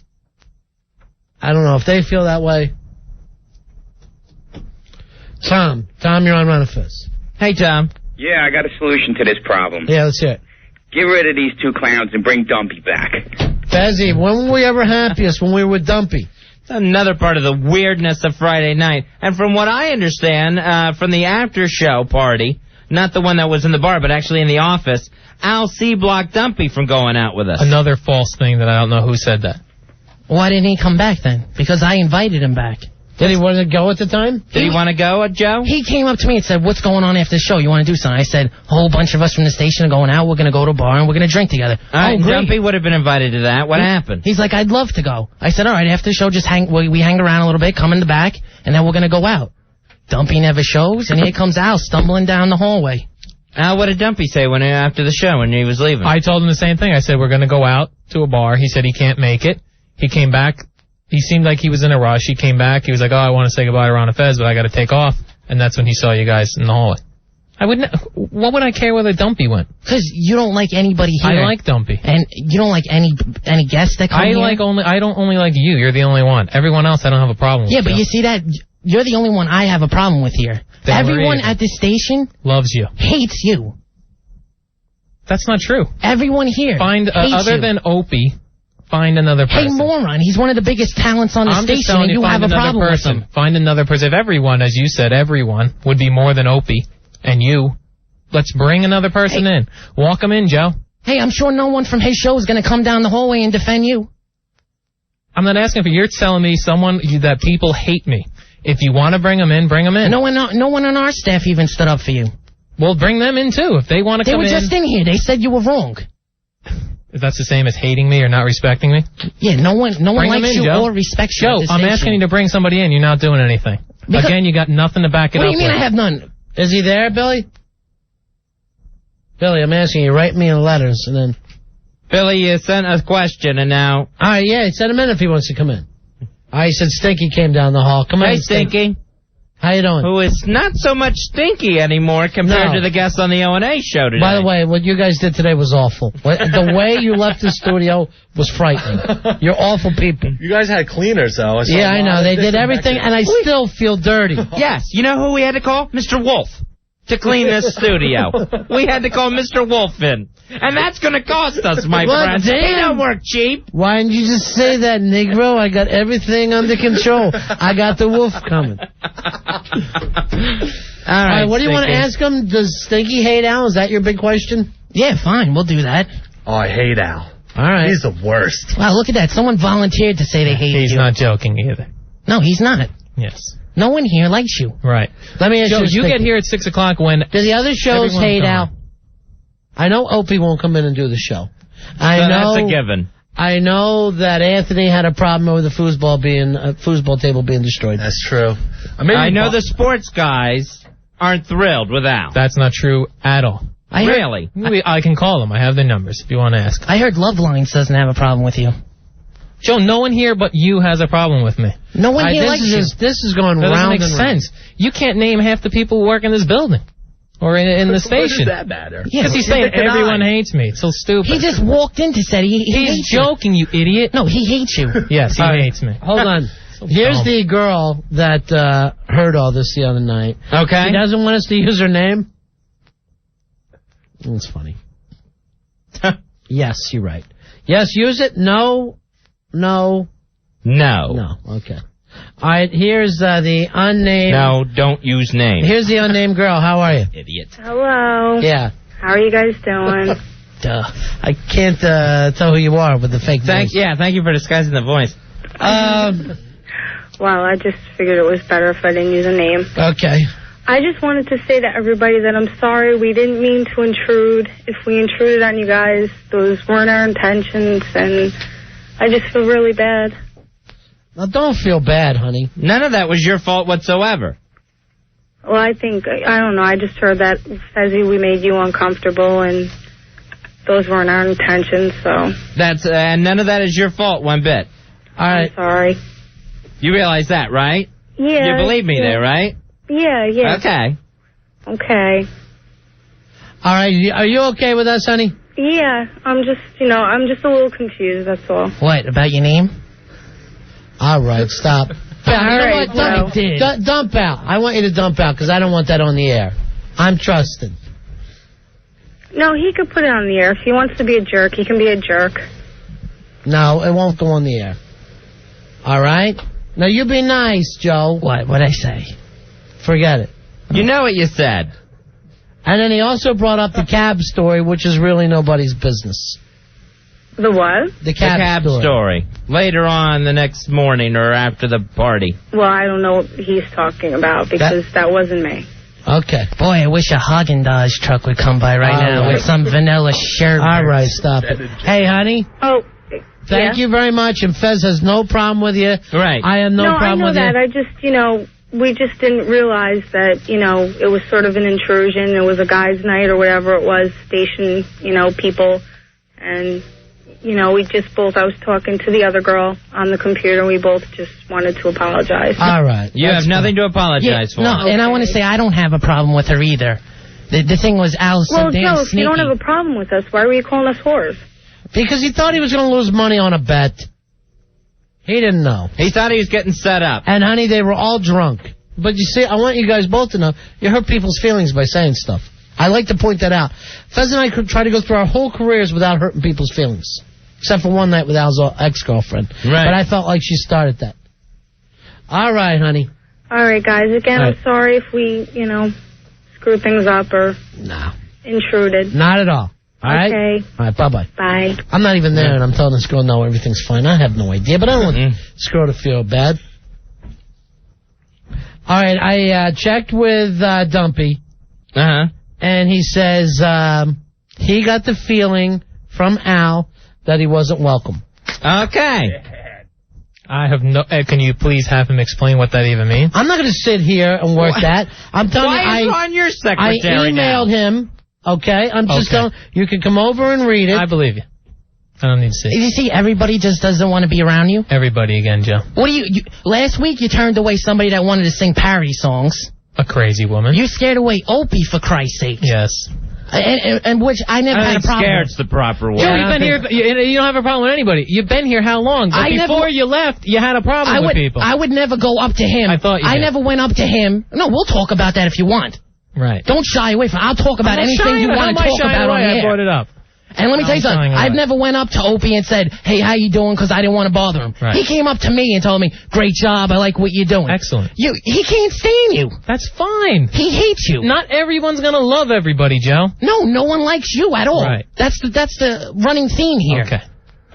But from a career standpoint, Al, that's the wrong person to have hate you. Understood, but what am I going to do? I say box. You get in the ring. If someone hates you, they hate you. I don't know what. You turned away chicks at a slumber party. What the hell's wrong with you? What does that mean? He's saying that you have a tendency to make people upset. The thing with F Me Boobs and that other really nice poet, the slam poet. And right. It just becomes a lot of different I'll things. bring them all in, Joe, and sit them all next to you. It'll be a great show. I'll bring everyone who wants to come in. I won't turn anybody away. It'll be a great show. Hold on. Let me write this down. Yeah. Al's booking a guest. Well, I'm either doing it. I'm either turning them away, or I'm not even trying to book them. You turn everybody away. away. There are people that I'm going to start every wacko that writes in and says, "Open door policy. I want to come in and sit down." I'm going to put him in this chair right here next to you. All right? No, your idea of a good show is just you by yourself in the mic and everyone stand around in a circle. Right, Joe. Al, if Joe's not going to respect you, and it doesn't seem like it is, and you said he has to respect the position. Yes, he does. Is it going to come down to a case of somebody has to go? Lose or leave town match in the squared It's circle. going to come down to a case of now I'll go above me. Oh, jeez. When I heard I'll go, I was just so excited. And follow the chain of command? The chain of command as to where we go from here. All right, who are you going to? Jeremy. And say what? The guy admittedly doesn't respect me or the position, and we can't have him doing it. We can't have him here and acting that way. Who's we? You're by yourself. Okay, then me. I can't have him here acting that way. So you're going to go to Jeremy now and say it's me or Joe? No, I'm definitely not going to say that. Are you going to go to him and say, I need Joe fired? No, I'm going to go to Jeremy and say, this is the situation. What do you recommend? You're going to be in the same situation. Jeremy's going to say two things. Because get in a squared circle. Put on some gloves. Right. He's not going to say that. He fears for your life. Well, we'll see what happens, Joe. Get in the ring. Do you honestly think Jeremy's going to fire Joe Poo on your word? You guys are the only ones mentioning firing, quitting, leaving. You just said I told we'll see what'll happen. I'll see what'll happen. That doesn't mean someone's being fired. I'll see what happens. If that means Jeremy or Craig is going to talk to him. Let me put it another way. Okay. you honestly think Jeremy's going to step into this stupid thing? This stupid situation? Is it stupid? Then why are we having this big discussion? If it's stupid. You know why I would go to? Because you wrote an email to Ron saying I need this handled. That's why we're doing it. Where's that email? Yeah, I didn't email anybody. You're saying I can't handle Joe Poo. I did not say that. Ron sent me an email and said, what's this I heard about Joe Poo? I explained the situation. I said I'm going to have a meeting with Joe. Right. That was it. I didn't say I need help. Why don't you do this? From Ron or Fez. Why don't you do this? Why don't you go to Opie? And the three of you sit down. And let whatever Opie decides, that'll be the situation. No, I have no. Because you'll walk out crying. He's like a programmer here now. But he's not my boss, my supervisor. But what if he was? What if I'd be in trouble? You'd be gone. Sure I would. You'd be gone. Back down. Maybe you could get the sports babe out of a grave and do a show. And Joe, what is your experience other than these 3 weeks delivering Where pizzas? were you working when you were 22 years old? I was in college. Okay, look where I am and look where you were. Wow, that's a good point. What's the Where good were you point? at? F my butt State University? No, Joe. That is not a university. And they would never let someone get a charter. All right, here's Matt. Matt, you're on Run of Fez. Hey, Matt. Hey. Yeah. I hate both these guys. Yeah, me too. Sure. I hate them both. And to hear their whiny asses just bitch at each other is making my stomach sick. I say we have a vote off on the website. Oh, please. Whoever wins gets to stay in the studio. Whoever doesn't, why are we going to do it the nerd way? Is this how they handled it in the Wild West? We're going to have a .com vote? How would you like to handle it then? Gunfight? You and Al shoot each other? I'll do a gunfight. Al, gunfight? No. Paintballs? No. No paintballs. Spitballs? No. That'll hurt my skin. All right, you just want to go to the bus. Hey, Carl, you're on Run of Fez. Hi, Carl. Why would I not? How you guys doing? Yeah, Carl, go ahead. I listen to you guys every night. I drive from Kearney, New Jersey to Bethlehem, Pennsylvania. And all it is Al, blah, blah, blah. It's Al, gotten too much I'm sick and tired of you. Staple this guy's mouth shut. Joe Poo, just reach and grab a stapler gun, and staple this guy's mouth shut. I'm sick and tired of him. He's a no-good nothing. He does nothing for no one. He constantly F's things up. What's the story? All right, thank you very much. Sounds like he loved you. Here's Tommy. Tommy, you're on Run of Fez. Hi, Tommy. Hey, guys, what's up? First of all, I have a spy report. All right. Spy report. Spy report. I want to tell you, man, God bless Joe Poo, first of all. He makes the show a million times better.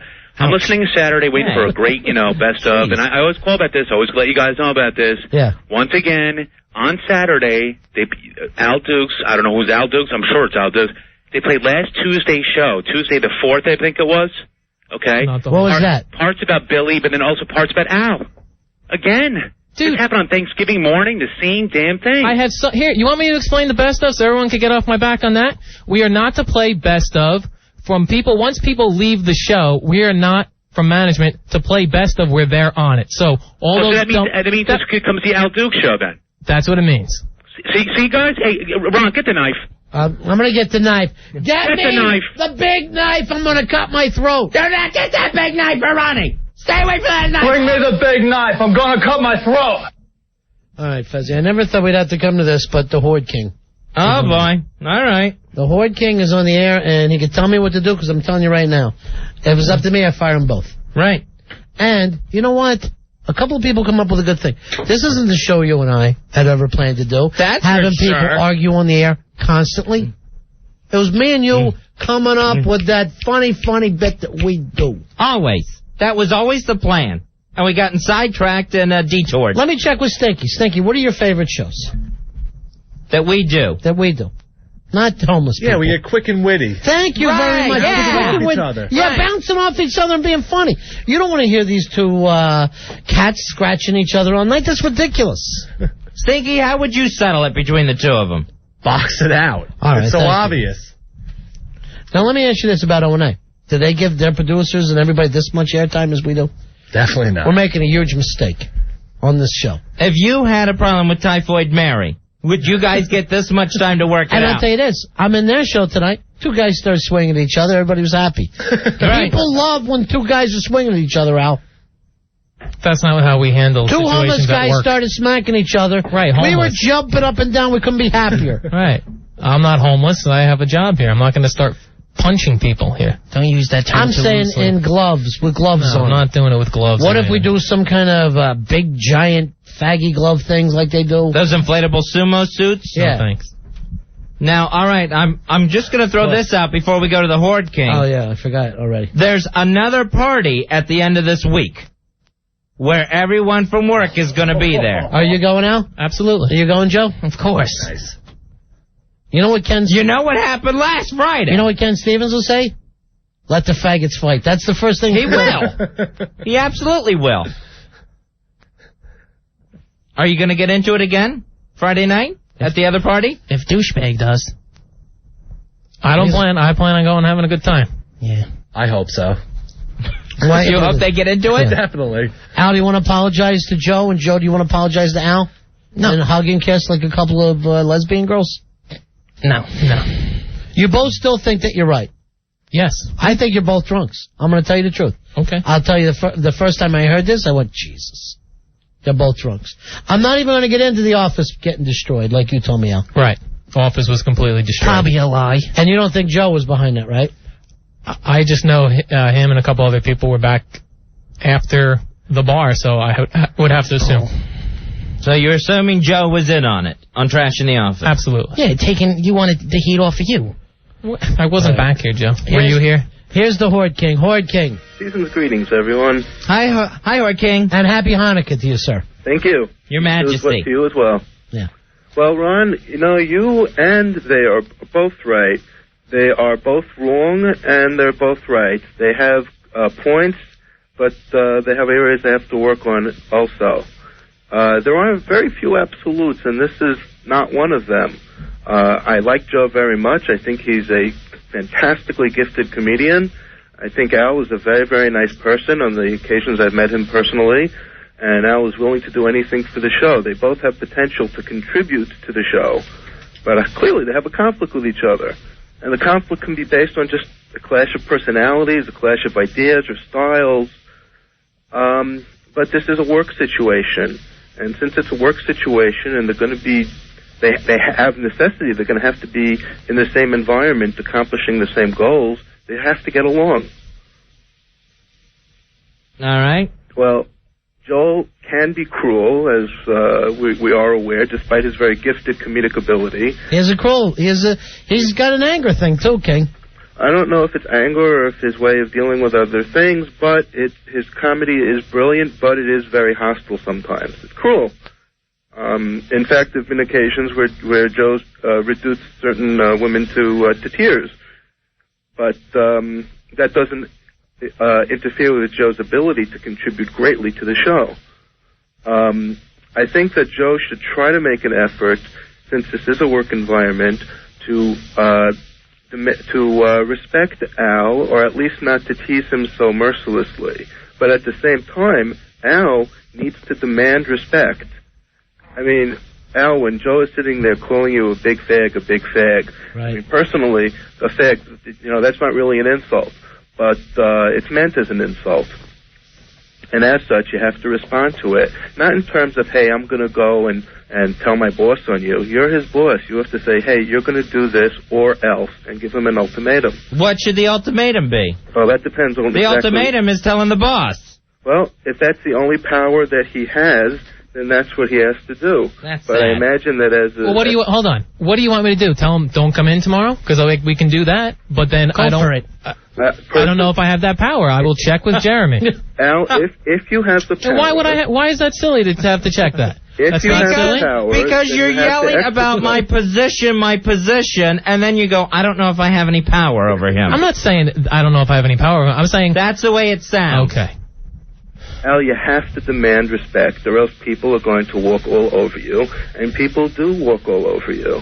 And people that are adults should respect people. Yeah, sure, everyone should get along. Right. Everyone should be nice to each other. Yes. That's not a question. The question is how you deal with this particular situation, where you have one person who's very upset and being cruel to another, and the other person encouraging it by not doing anything about it. It's like if to use a global example, if the United States hadn't responded to the World Trade Center attack, then we'd be getting more and more crap happening to us. What about this? They put the gloves on, Horde King. I don't think physical violence is necessarily the Me answer. too. I think if they get in there and mix it up, right at the end of it, you ever see what boxers do at the end of the fight? They're always hugging each other. Sure. There's the respect. The respect you want is there. Ain't gonna be no rematch. Well, I think everyone heard Rockman and what he was saying to Lennox Lewis before that second fight. It was horrible. It was downright cruel and hostile. Who hugged who after the fight? Rockman and Lewis. Well, the fact that they did have a verbal fight, that they were yelling at each other, is actually very constructive because it can lead to more open communication. Like punching.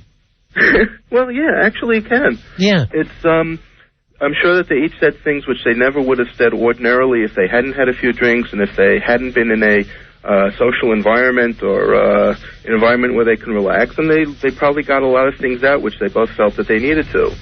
But that's just the first step. It can be a constructive conversation or it could be an unconstructive conversation. If it just serves to make everybody more hostile to each other, then it's unconstructive. Should Fez and I beat them both up? I think that you guys shouldn't be involved in this. We're willing. Thank you. I think that this is a personal conflict between two people, both of whom can and do contribute to the show in different ways. All right, as of right now, they're both off the show for the rest of the night. That's it for the night. All right, we got to take a break. Thank you, Horde King. Okay, Doc. I hope you guys work it out. Thank you, Your Majesty, and enjoy your holiday. I think that you came up with the best solution, Horde King, that they fight and then the loser leaves the show. Well, you're a wise man. You are a wise man. Okay, thank you, my friend. Bye-bye. 877-692-1027. Hey, Fezzy, Barry Mitchell is here. All right, Barry Mitchell. He, of course, is from ABC World News Now. Yeah. Parody guy. Does parody for the news. That's going to be a weird thing. And I guess he's going to come in and play us a couple of parody songs. So we'll be right back with that. 877-692-1027. Also, we got some WWF tickets to hand out tonight. We'll do that a little later on. Yeah, tickets to see the WWF's Raw and SmackDown at Madison Square Garden. That's going on January 7th and 8th. We are the Ron and Fez Show. The station for sports guys, Don and Mike, Opie and Anthony, and Ron and Fez is this station, 102.7 WNEW, New York. Ron and Fez. Frequency. 102.7 WNEW. 2001. What a year for, Fezitorial. Well. The year 2001 is almost over, and it's been a year filled with complete insanity. In fact, I haven't seen this many nuts in a year since '83, when I worked in a Key West swimwear shop, helping guys try on Speedos. I'll never forget that summer, working in a store called Bulges. But what really diapers my baby New Year is the fact that 2001 has been such a year of unimaginable tragedy. So instead, let's take a moment to look at some of the other events of the past 365 days. 2001, after a hard election, the nation finally swears in George W. Bush. Oddly enough, in the same year, after missing a hard word that rhymes with election, Anne Heche finally swears off Bush. 2001. Sadly, we see Tom Cruise and Nicole Kidman break up. Same year, happily, we see Eminem and Elton John get together. 2001. Danny Almonte gets caught being too old. Same year, the Bush twins get caught being too young. 2001. People being attacked left and right by hammerhead sharks. Same year, 16 people attacked by Lizzie Grubman, a hammerhead who doesn't know how to turn left and right. 2001. Al Sharpton goes to jail, refuses to eat, making his large booty go away. Same year, P. Diddy avoids jail, and his large booty, J-Lo, goes away. Also for the same reason, refusing to eat. 2001. Giants come up short in the Super Bowl. Same year, Yanks come up short in the World Series. And same year, votes come up short for Mark Green, and we elect a really short mayor, Mike Bloomberg. 2001, quite a year. From Mad Cow and Planet of the Apes coming back to Liz Taylor and the Jacksons coming back. Well, now that's just weird. But you know, this whole thing reminds me of growing up in Pinellas Park, Florida, where we used to do the Steer in Review, a look back at our favorite cows. But it was there that I learned how some people feel about reminiscing. I remember Mother discussing this one New Year's out in the barn with our handyman named Bobo. He told Mother the best thing to do was to put things behind her. Actually, from what I could tell that night, the guys Bobo invited over put a lot of things behind her. But his advice was always, don't look back. One time she did, and then a donkey punch was involved, whatever that is. And wait a minute. Not Mama's back door. Anywho, 2001. What a year. Robert Blake loses a wife. Gary Condit loses an intern. Mariah Carey loses her mind. And we all felt the horrible losses of September 11th. So here's to a much better New Year. We've earned it and deserve it. So God bless and let the year 2002 know that we're on our way. And that we're here, we're queer, we will not disappear. This has been my Fezitorial. Thank you. Where's Ronnie? Ronnie! Yeah, Fez. You missed the Fezitorial again. Well, I heard some shouting, so I came in. But that's the Fezitorial, huh? Yeah, so you missed the whole year in review. 2001? Yes. That's over anyway. It's done. I'm like you. I don't like to look back. Right. Is that what you said in your Fezitorial? I kind of look back. Yeah, you should. Hey, speaking of looking back, we got Barry Mitchell here, who works for the ABC World News, Fez. Mm-hmm. World News Now. World News Now. And does kind of parody songs on the fly about stuff that's in the news. Nice. And what do we love? Parodies on the fly about things in the news. Yeah, parodies on the fly about things in the news. So here he comes now. With his accordion. Nice. Hi, Barry Mitchell. How do you do? This is Barry Mitchell. How do you get this thing on here? I'll hook you up there. Don't bother miking the accordion, because you can pick it up without even a microphone. It's very loud. Yeah, it's very loud. So let's see, how's that? Yeah, it's good enough. How you doing? We're very good. I was just talking to your screener, Billy Hine, outside about some of these hell gigs we used to do on Long Island. Right. Oh, yeah? The ground round with the peanuts on the floor. No one listening to you, you know. And can you do songs about beef? Actually, ground round. They never knew there was going to be comedy at a lot of those Wednesdays and Thursday nights. We're here for the surf and turf. Right. So some lady, and you're yelling, hey, come on, pay attention. They're going, please. We're eating. It's our birthday. It's our daughter's birthday, and you just said the F word. Yeah, right. That was what's good about when I used to work with the accordion there. I go, it's your birthday. Okay, all together. Happy birthday. You know, so I just wanted a steak and a salad bar. You're always prepared with an accordion. You know, and it protects your chest. That's what's good about working at those gigs. No matter what they threw at me, it deflected. It was great. That's why I'm still in the business. Do any young kids even take accordion lessons anymore? You know, you'd be surprised. Actually, if you do, I covered a story for that show, ABC World News Now, a couple of years ago. They sent me up to Boston for a big accordion recital. Right. And actually, some kids still do. Yeah. Not a lot. At one time, every kid had a shot at the accordion. And then the electric guitar was invented. Oh, no. The accordion, yeah. Feel the impending doom, Ronnie? Yeah. I can almost hear it. All right, so with the ABC World News Now. Right. How do you come up with the songs, and how quickly does it all happen? And I see what's in the headlines that day, and or that week, or seasonal stuff, and I run it past them, and they either say yes or no, and we make it up. And has anyone else ever done live parody songs on the air? Yeah, I guess Mark Russell. Maybe Mark Russell. Yeah, and that was, probably a lot of people. That was prior to TV, I think. Right. That was WEAF in radio. That's PBS. Baby. Hey, how about that, Herbert Hoover, ladies and gentlemen? I want to tell you. All right, what's big right now? What have you done recently? Well, here's one. I'll do a little quickly something for you that they wouldn't let me do on ABC. And, of course, I wrote this, and they said, nah, we don't want to sing about war. It's not nice. Right. And then the next day, this shows up as a headline on the Post. You know what I'm talking about. Well, our bombs exploded with a mighty crash as they scrambled to their cave. And when Kabul fell, lots of men said, swell, we can finally take a shave. Taliban on the run. All together, Taliban on the run. Go spread the news in Kunduz. The end has just begun. Taliban on the run. Along those lines. Nice. So they said no. No, they said. Nah, and I'm waiting this week for the White House to release that tape, Osama's 11. That should be really good. Right, sure. I'm getting the DVD version with 20 additional minutes of extra threats, and I think that should be good. Anyway, but it's Christmas season, so I want to do some Christmassy stuff for you. Okay, it's sure. Fun, it's upbeat, you know. And here's an original tune, actually.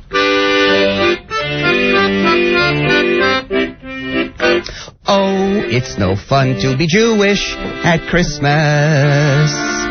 All your friends and neighbors deck the halls. It's no fun to be Jewish at Christmas. You just can't trim a tree with matzah balls. I saw a man when I was 6 or 7. Follow the bouncing ball. He had a long white beard just like St. Nick. Don't worry. I ran to him and hollered, "Hello, Santa." My mom said, "Son, don't make fun. That's just Rabbi Glick." Oh, it's no fun to be Jewish at Christmas. Gentiles only. People drinking eggnog by the quarts. I don't even know a single carol, except my distant cousin Carol Schwartz. Thank you. Very nice. Barry Mitchell, ladies and gentlemen, from ABC World News Now. And timely. Yes. I understand you had our anchor woman up here doing a story on you guys. No, I think Allison Stewart. Yeah, she was doing that on O&A. Right. Oh, yeah? Yeah, we didn't get any coverage. Oh, well. Yeah. Wow, we met her. Awkward. We met her, and she says, I listen all the time. But which was nice. Yeah, it's true. She gets up this time, you know, and she comes to work around 10 p.m. Very, very attractive. Yeah, very sweet, very attractive. Fun to go to work. Yeah. Now, you're there every night, or are you doing a couple days a week? I'm usually there every night, but not necessarily on the air. I'm doing pre-production on some bits, you know, and on a couple of nights a week. Maybe 2 nights a week.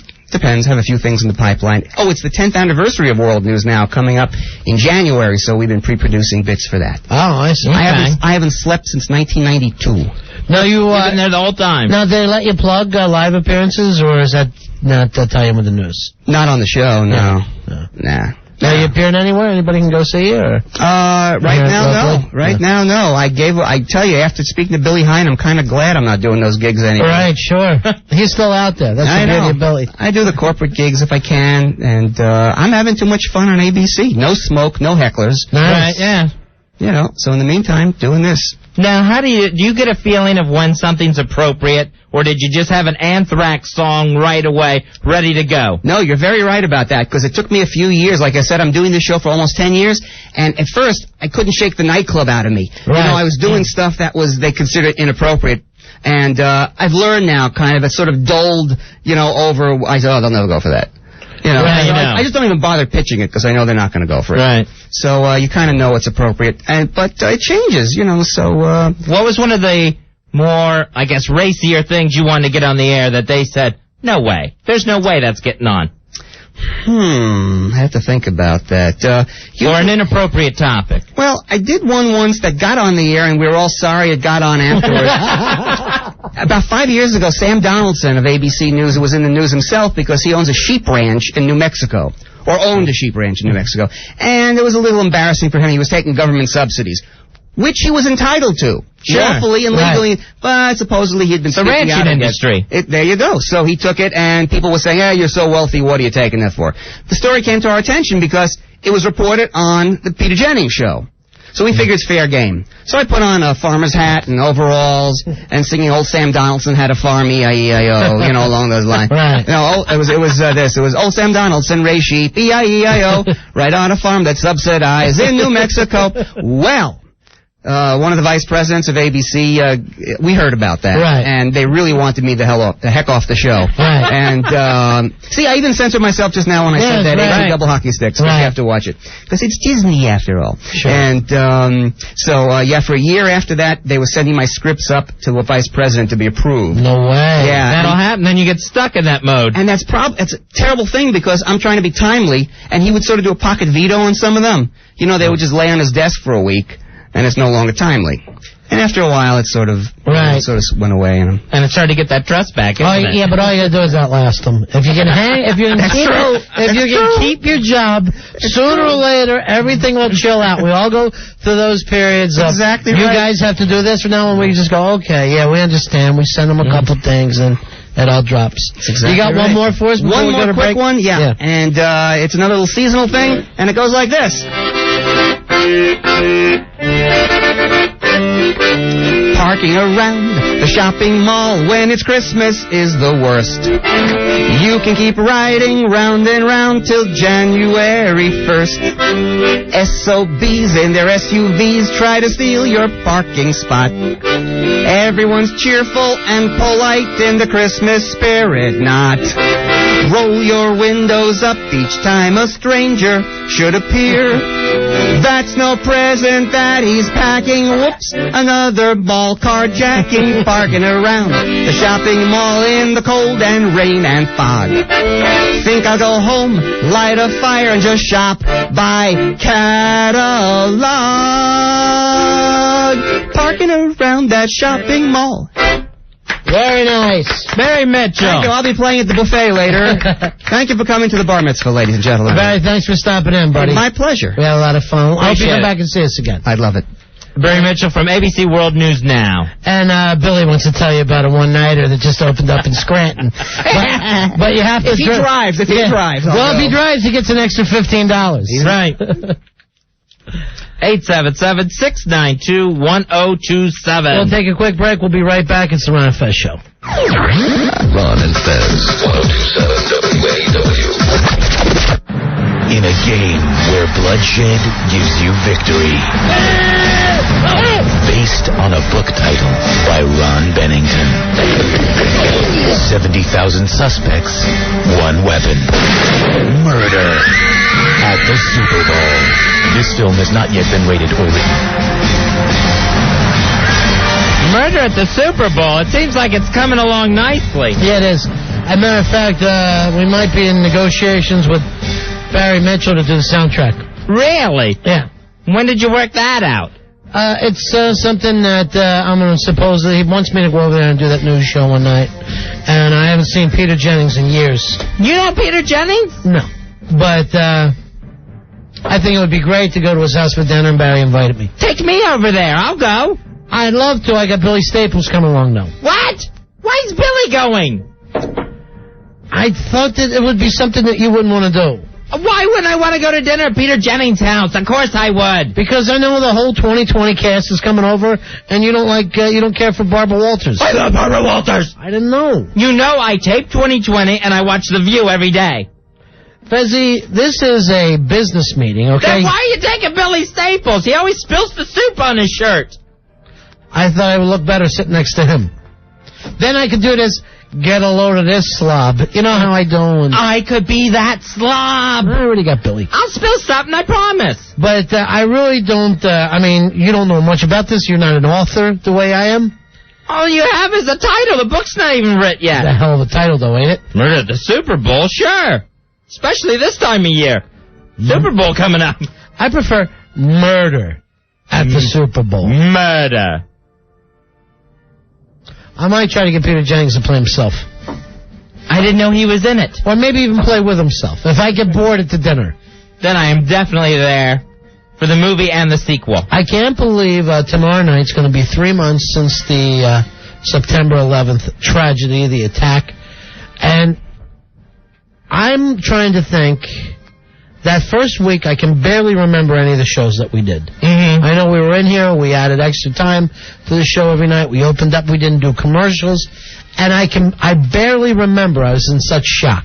And taking call after call. So many people reaching out. Yeah. So I was thinking about maybe tomorrow night we open up the phones and we just check in with all the people who called that week. How you doing? All right. Kind of a status report. Because we all kind of, once we...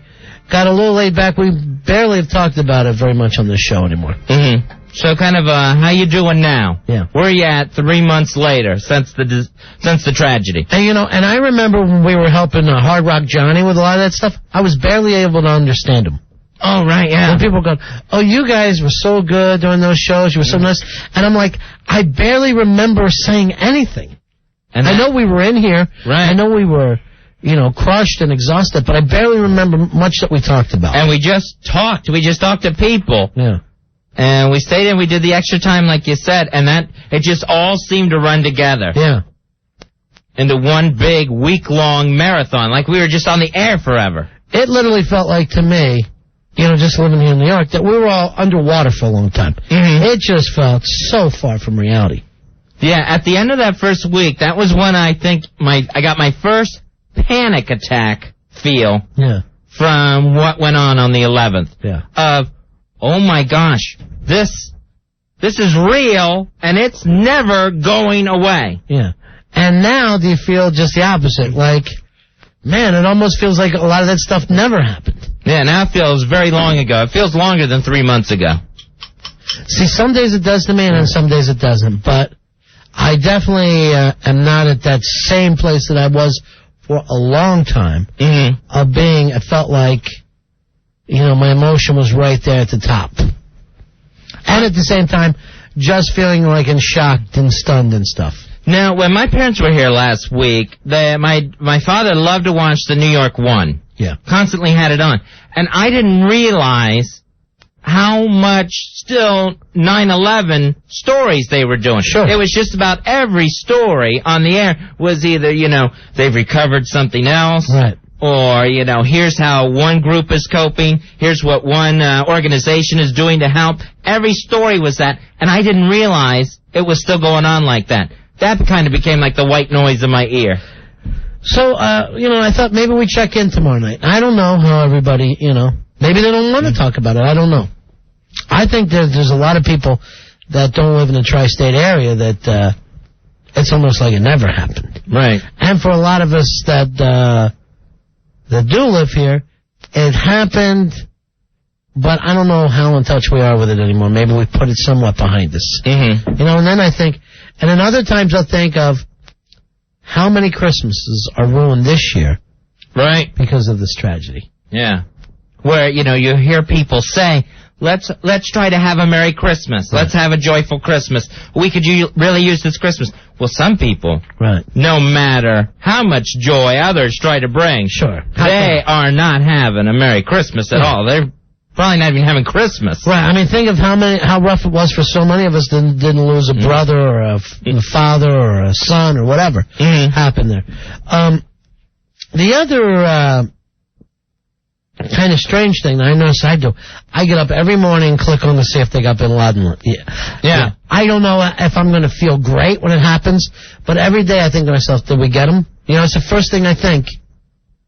And I don't know whether I think of it as from a show point of view, or, maybe I just think I'll feel somewhat better. One of my new frustrations is like the newspaper headlines and some of the online websites. Yeah. Where it's like the Post the other day. The headline is, Bin Laden cornered. Well, to me, cornered is he's got in a corner and we got guns on him. Right. And they think, all right, we've got him in, 400 square miles or something. Right. And the headlines are way above the reality of it. They're way past it. They're too far ahead. Yeah. I mean, you click on a lot of things, and it seems like it's any second now. Right. We got Bin Laden. I don't know. And then, you realize things where it's like, we'll never get through this Tora Bora cave system. Right. Jeez. Or there may have been escape boats to Pakistan. Well, I mean, I think that the world is just too small now for him ever to get away. Right, yeah. I mean, he's got to bring his head up somewhere. Mm-hmm. Sooner or later. So maybe that's what we'll talk about tomorrow night. And I don't, maybe it's a mistake. Maybe nobody wants to. Well, we'll see what happens. If you called in that first week, we'd love to hear from you again tomorrow night. Or if you were just listening that first week. Because, a weird thing is a lot of people said to me, and I couldn't believe it, we never listened to you guys until that week. Right.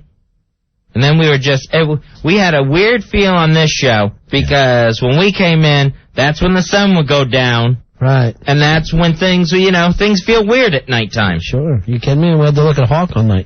Oh, God. Who walked across the Queens Bridge? Hey, Mark, you're on Run of Fez. Hey, Mark. How you guys doing? Yeah. I was one of the people I called actually twice that first week. And I've been down at Ground Zero now working for the past month. I'm an insurance adjuster. Strange things are going on as far as people kind of ignoring the fact there's still people working down there. Right. There's no celebrities showing up anymore. The actual restricted zone has been reduced now. You can walk down Church Street and pretty much walk right up to the boundaries of the old Trade Center, building area. Right. It's just, it's not even a crime scene anymore. It's like a construction zone. A big construction company down there gated off where 1 and 2 were. And I talked to the guys down there, and it's just like, yeah, we're getting going, and everything's ahead of schedule, thankfully. All the debris removal, all the demolition, it's 6 months ahead of schedule. So now it's just a couple of shells of a couple of the buildings, and everything else is dirt and asphalt and concrete, and that's about it. And they're all ready to go, it looks like. But the reason I'm calling is just because I read in the paper this morning about the construction workers working at night. Very little support now. It's not all that popular to visit if you're a celebrity or whatever and give the support, but they still need it because these guys they're exhausted and they're still going down there and they don't have the recognition. That's sad.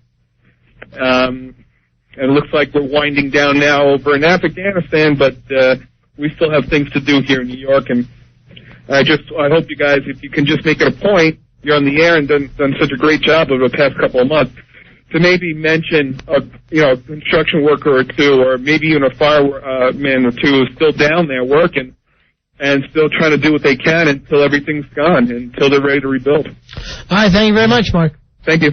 Yeah, thanks, Mark. I remember those opening nights that we were all kind of shocked that people were showing up and cheering and stuff like that. Oh, right, going down the West Side Highway. Right, and then, we were doing, because it was a night, we were doing some of the initial reports of that. Like, oh, my God, there's people on the West Side Highway just cheering, people coming in and out, and then guys that working in there going, oh, this was great. But 3 months has passed. Mm-hmm. And, not to blame the president, but the president is the one who keeps saying, go back to life as normal. Go back to life as normal. And somehow, being normal just seems a little bit weird to me now. Here's Pete. Pete, you're on Run of Fez. Hey, Pete. What's up, guys? Yeah. What can we do for you, Pete? How's it going? Fez just rang a bell. I've never been really apprehensive about flying. I'm not crazy about it. But here I am on December 28th, right between Christmas and New Year's. I'm going to be taking a nonstop flight from Newark Airport into Salt Lake, a nonstop flight. Right. Salt Lake is where we're going to have the Olympics in February. Right. And I'm like, thinking, I'm like, boy, if it was going to be targeted, this is like a primo flight. Yeah, and we're all going to be kind of paranoid about the Olympics. I think that's going to bring a lot of it back, and then it's also going to bring a lot of flag waving back. And maybe, even some international stuff. The different countries that lost people or have joined us or have maybe not joined us in some of this terrorist war stuff. I made my reservations back in July. Uh-huh. Okay, now I just made. And now the time's coming up, isn't it, Big Pete? Are you still going to go, Pete, or? Yeah, oh yeah, absolutely, I'm going.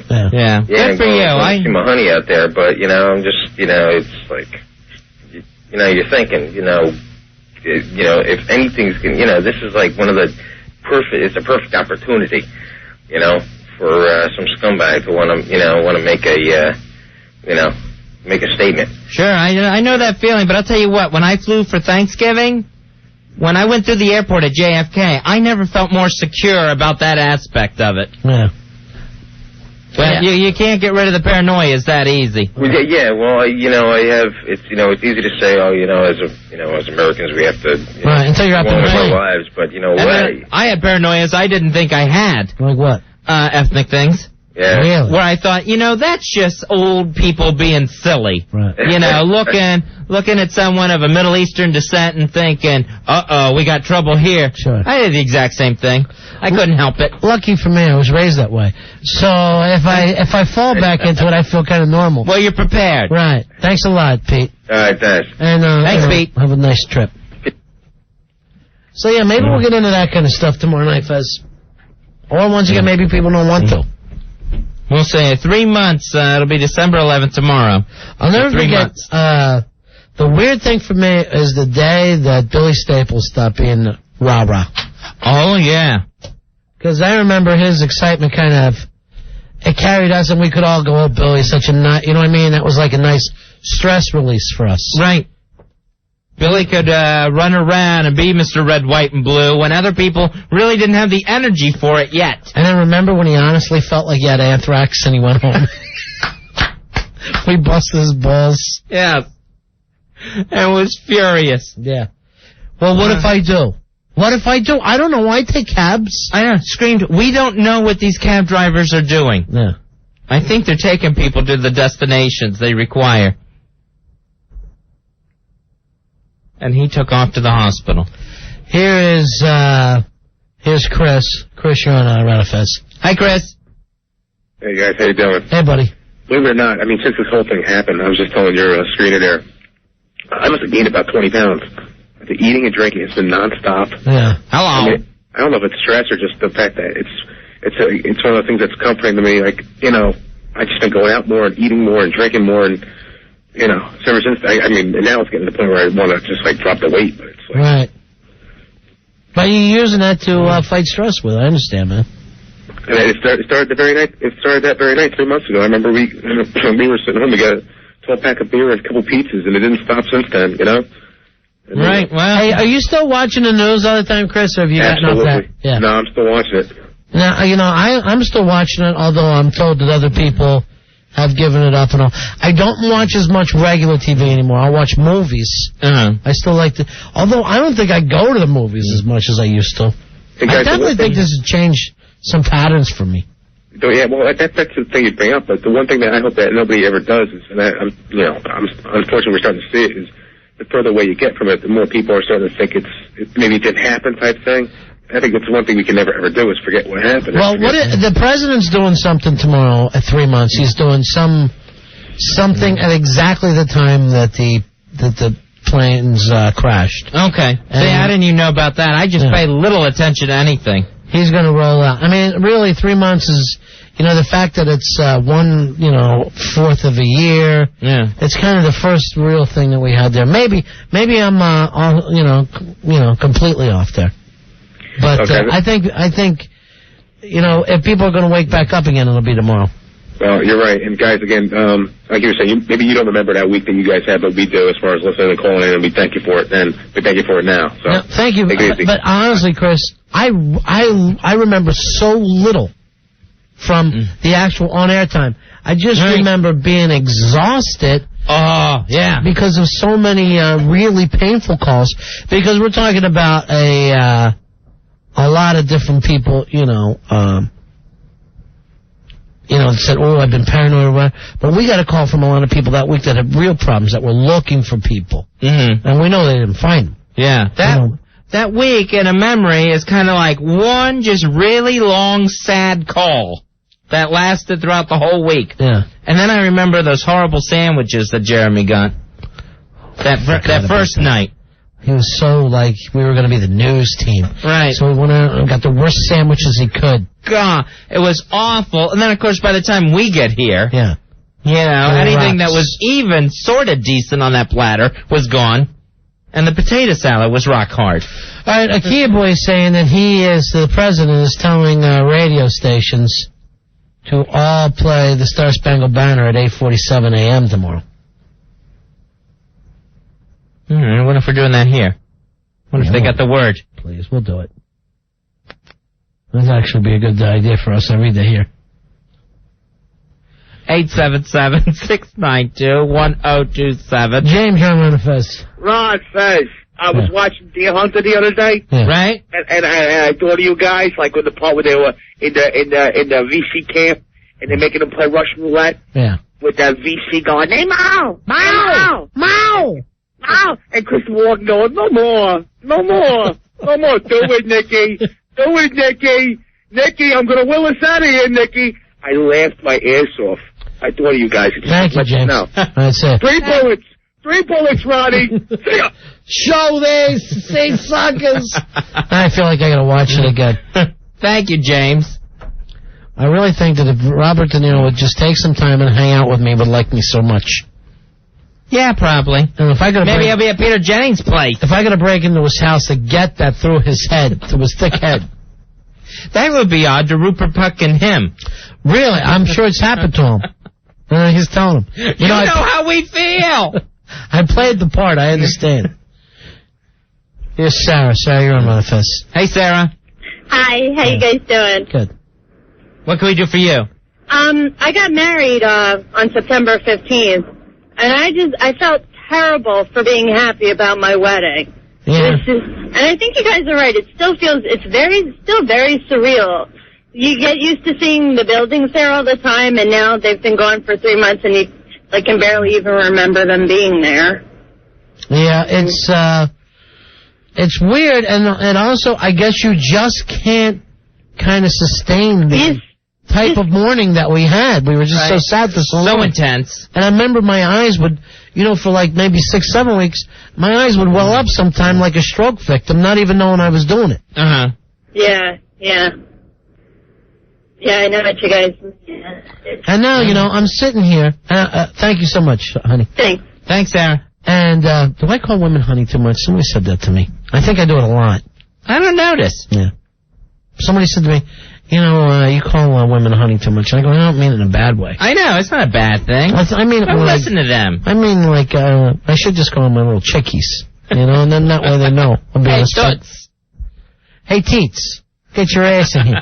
But I know, when I say honey, I mean it like you would say it to, a family member, not like to a cocktail waitress at a topless bar. I know, you're not working a stewardess. Yeah, but sometimes it comes off that way. I sound like I'm working stewardesses wherever I go. Anyway, yeah, I remember us talking that way. Oh, how much we're all going to change, and, we're all together in this. Tonight, Fezzy, we let 2 people scream at each other for an hour and a half because they were drunk last Friday night. Because they got drunk and got it in each other's faces. No.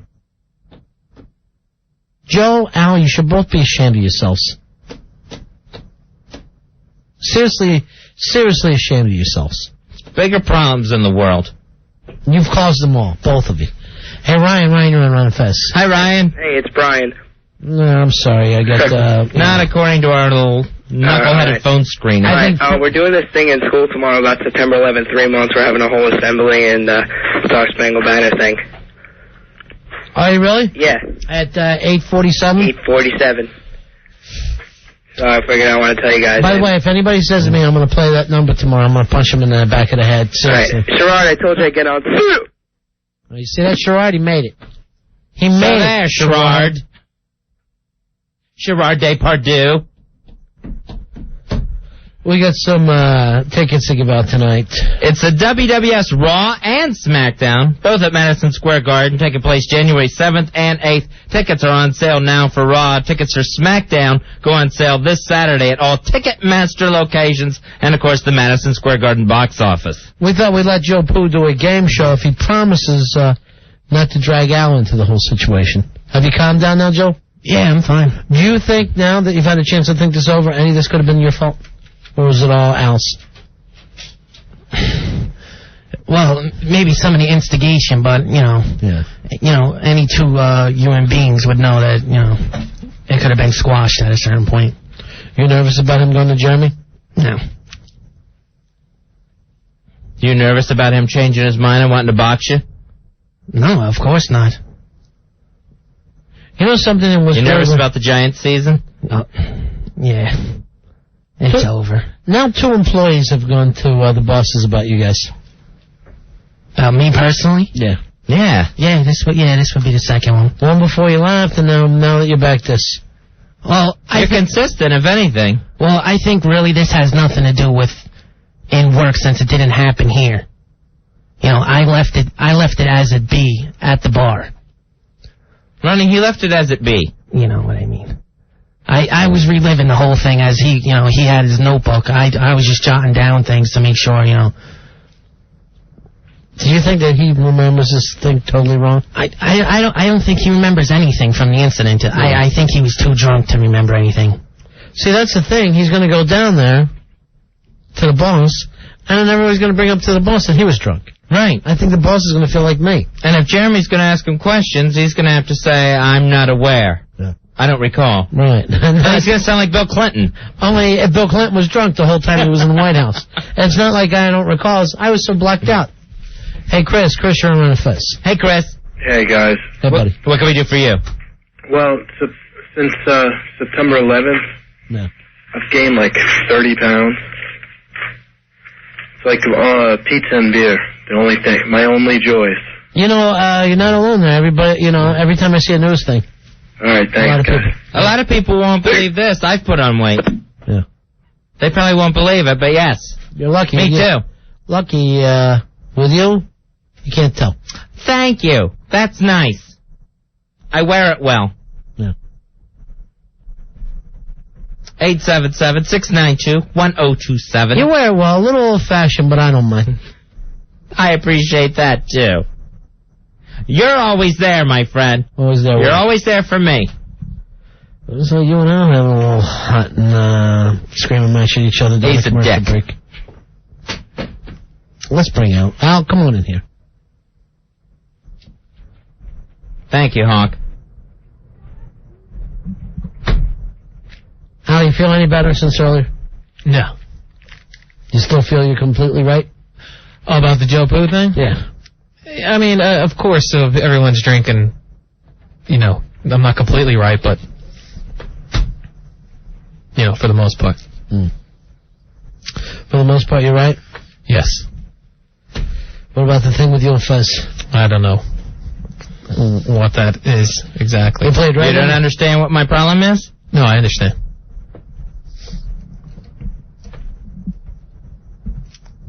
All right. Let's take a little break. We come back, play a game show. What are we playing, Joe Poo? We have a couple choices, and all right, we'll check. We'll decide what you do during the break. All right. I like that you and Billy don't have the courage to do it yourself. Look at the Hawk, though. You look like $1 million back there, my friend. Like a young Navy flyer. You got a Pepsodent smile, my friend. I can't get enough. Hey, that's the Hawk. 877-692-1027. We'll come back with a game show. It's Ron and Fez. Ron and Fez. 1027 WNEW. It's the Big Apple's game of skill, knowledge, and pronunciation. It's Ron and Fez's You Know You Need Unique New York. That's the name of the game show. You have to tell us the name before you try to answer the question. Tickets on the line for WWS Raw and SmackDown. That's going to be at Madison Square Garden. Raw on January 7th, SmackDown on the 8th. Tickets on sale now for Raw. Tickets for SmackDown go on sale this Saturday at Ticketmaster and the Madison Square Garden box office. All right, the name of the game is You Know You Need Unique New York. Everybody's going to say it properly. Can you say it, Joe? You know you need unique New York. Not bad at all. There you go. All right, here is John. John, you're on the Ron and Fez show. How you doing, buddy? How you doing, guys? Yeah. Hey, John. Hey. What's the name of the game show you want to play? You know unique New York. Ooh, try it again. Yeah, we'll need that one again, buddy. You know unique New York. You know unique. You know unique. All right, we'll give you the benefit of the doubt. Ask the question, Joe. What is the first letter of the alphabet that a subway line is not named after? All right, so we got like the A train, you got the B train. Exactly. All right, that's a very good one. The first subway line, the first letter that's not used for a subway line. What is it, John? The first, say it one more time. It's the first letter that's not used for a subway line. So, we got an A, we got a B. Where does it first pop up? Z. Z. Sorry. Sorry. Z, not the correct answer. Wrong there. Bernadette, you're on Ron and Fez. What's the name of the game show? You know you need unique New York. Oh, almost there, Bernadette. Try it again, honey. Sorry. Try it one more time. You know you need unique New York. Okay, very good. Okay. All right, ask the question, Joe. What is the first letter of the alphabet that a subway line is not named after? G? Sorry. Sorry. Where the hell's the Thank you anyway. All right, then there must be one before G, because where the hell's the G line? The G is running, through Queens and Brooklyn. It doesn't go into Manhattan at all, right? The G line does not run into Manhattan. So there is a G line, but we can't connect anywhere around here. I've never been on the G line. I hear it's great. Yeah, sure. Of course it is. It's G. Good. It's G money. I would have lost that because I thought I had it. Hey, Carl, you're on Ron and Fez. Hey, Carl. Yeah. You need unique New York. Very good. Nice, Carl. Way to be prepared. I was practicing. Yeah. I'm going to go with I. The I line. Sorry. All right, thanks, guys. All right, is there an I line? I don't know of an I line. I don't know of an I line either. Hey, then you'd be an eyeliner. Hey, Candy, you're on Ron and Fez. Hi, Candy. Hi, how are you? In Candy's room, she's got pictures of her heroes on the wall. How you doing, Candy? What's the name of the game show? You need unique New York. You know that, baby. Ask the question again, Joe. What is the first letter of the alphabet that a subway line is not named after? The H. The H line. I think we have a winner. There's the winning cowbell. They thought if we had an H line, everybody would just be selling heroin on there. You taking the H line? Exactly. I wouldn't be able to walk past the H line. That it? Yeah, that's it. You're done. Yeah, we're not lighting the hoop on fire for you to jump through. Yeah, Candy, you're going to wrestling. Sorry we bothered you with it, okay, darling? You make me and Fez feel bad about ourselves. I went back on the H line. I wish I was on the H line right now. Hold on, Candy. Candy, you hold on. Someone will be right with you. You're going to see WWS, Raw, and SmackDown. Tickets for Madison Square Garden. One or the other. Pick one. When people win something and they act like they hate you for it? Yeah. Now do I have to sit and talk to Billy? So now what do I do? All right. How do I get this? What do I have to do? Pick it up? Oh, man. Sorry. So I got to come into the city? Man. Here's what we want you to understand. All Fez and I want you to do is like us. Right. Like us more than you do your own parents, and we'll go along just fine. Is that too much? I don't think so. And we're willing to give out WWF tickets. And then also say nice things about us when we're not on the air. You know? Sure. I'm like Joe Stalin. Joe Stalin would get really mad if he bugged people and they weren't talking about him. When he bugged people, he wanted them to be saying... He would literally arrest people that weren't going, that Stalin has really helped the country a lot. Stalin's a great guy. Thank goodness for Stalin. Think he's listening? Stalin's good. Stalin's great. I hope so. 877-692-1027. Hi, you're on Ron and Fez. Hello, who's this? Hello, this is Iris calling. Well, hello, Iris. How are you tonight? What a piece of crap show you guys did tonight. Iris, is that nice to say? What a bunch of fags screaming at each other. Well, there was an argument between Al Dukes and Joe Poo. Yes, that's true. Who cares? Who cares? We were hoping to get it settled on the air. They thought they could work it out. They ought to work it out with a pencil. How there is. All right, because they're both constipated. It's really, really something. Now, I've got something to brighten the show up. Well, you know what? We could probably use that tonight, so I'll say thank you in advance, Iris. It's a Christmas song that I'm hearing everybody singing in Bay Ridge, Brooklyn. Oh, that's nice. So you want to sing a little Christmas carol for us? It's called the Christmas News you can use for the Jews. All right, I don't know why the Jews could use any Christmas news. Blues, I'm trying to finish. It's like you're so opinionated. Mm-hmm. It's like you're a white Al Dukes. A white Al Dukes. Yes. Al Dukes is white. You're kidding me. No, seriously. I never in a million years would have guessed that. Yes, what did you think he was? I thought for sure he was smart. No, Iris! Iris, please! All right. I'm hearing a lot of the kids singing this song. and they come to my door. Oh, that's nice that you have good old-fashioned Christmas carolers in your neighborhood. And I give them each a shekel, and I say, here, darling, that's a beautiful song. A shekel? Thank you. All right, well, that's nice. I'm glad you're being nice to the kids. All right, here's the song. All right, let's hear this great Christmas carol. I'm looking forward to this. I hope you would like it. Okay, good. This is going to be part of the Irish Christmas special. I didn't know there was going to be one. This year on PAX TV. Really? You've signed with PAX? I've signed with PAX. Nice. I'm going to put the PAX back in PAX.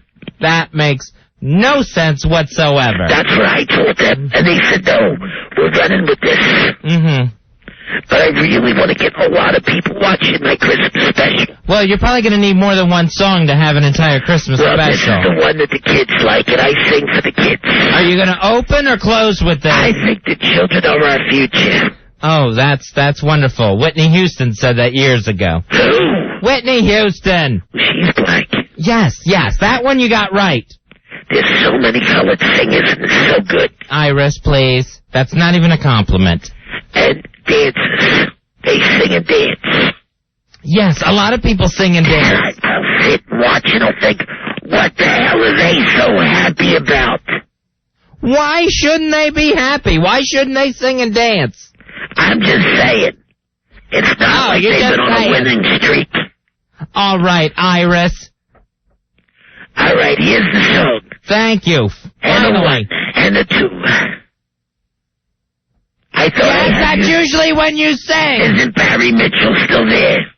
Barry Mitchell is not here. He went back to ABC World News now. I was so happy when I turned on the Victrola and heard that you guys had the accordion music going.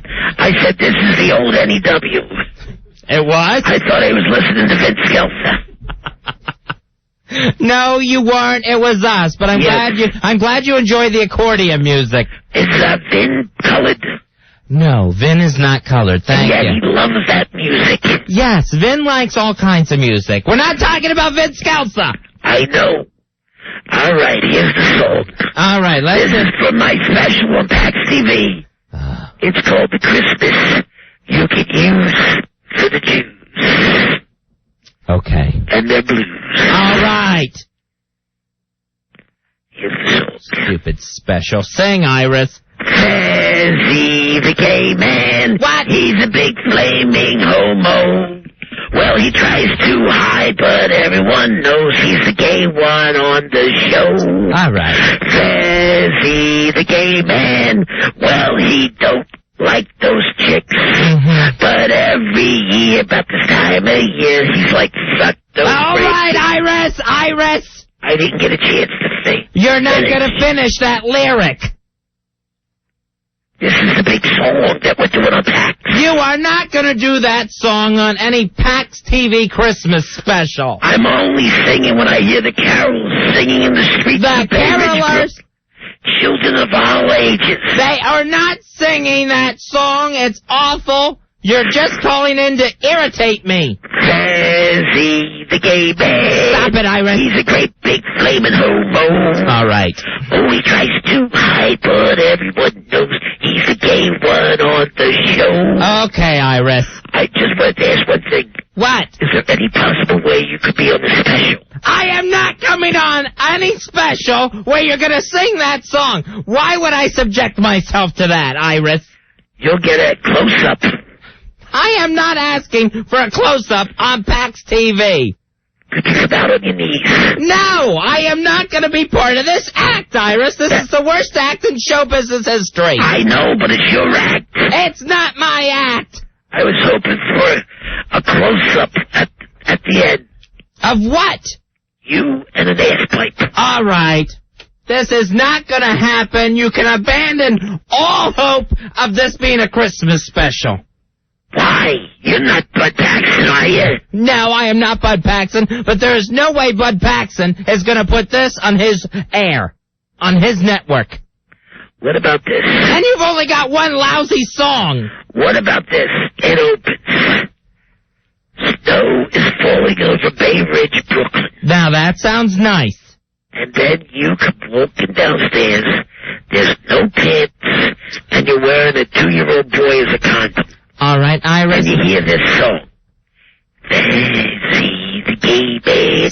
singing the song.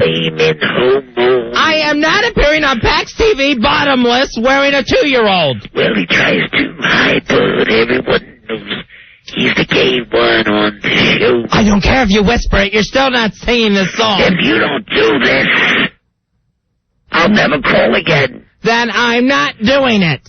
I'm kidding. I'll still call. Damn. Because here's the thing. The kids love you, Fed. They love Fezzy the gay man. Iris, there are not children singing this song in Bay Ridge. You want me to roll down the window and I'll just stick the phone out? It's not going up and down the street. It is not. Well, God bless you. I know you don't like Hanukkah, but I lit the candle for you both tonight. Happy Hanukkah. Thank you for that, Iris. A menorah. Yes. You like the menorah. We learned all about it Friday night from Frighty Fright. Friday night from Frighty Fright. Yes. All right. All right, nighty-night. I've got to go. I just want to say something to all my many, many fans out there. Oh, I'm sure both of them are there. Say it. Fezzy, man. He's a great big flaming homo. This is just wrong. Well, he tries to hide, but everyone knows he's the gay one on the show. This is not a real song. This is Iris saying Fez wears a 2-year-old boy as a condom. I do not. And you'll see it on our great big Bay Ridge Christmas special. That is not a season's greeting. And then maybe later we'll bake fresh bread in Fez's ass pipe. All right, we will not. There will not be bread in my ass pipe. Oh, on PAX TV. It is not. Don't listen to her. I hope you're there. And remember, Iris loves you. Thank you, Iris. Good night. It is nothing but a night of arguments in here. It's ridiculous, but I'll tell you this, that's one special I'm not missing. Oh, she doesn't have a special. You got any more bread? I don't have any bread in my pipe. To think you have to say out loud, I will not appear on a Christmas special, bottomless wearing a 2-year-old. You should never have to say that. Fezzy, look who's on. Maybe he'll be part of the special. It's Foul-Mouthed Elmo. Hi, Elmo. Hi, you Fez. Hi, Foul-Mouthed Elmo. Yeah, I'm watching the TV last night, and I find out that one of your favorite characters has a movie coming out. Who's that? Huh? It's a surprise, especially for Fezzy. Oh, good. You want to hear the coming attraction? Sure. Okay. This is real, fellas. This is exciting. This is not a radio bit. This is real. Are you ready? Yes. Academy Award winner Judi Dench. I wrote such things you wrote. Special things. Secret things. Jim Broadbent. See, words meant everything to her. Academy Award nominee Kate Winslet. I know you must feel that I don't belong in your world. You know more about me than anyone on earth. You are my world.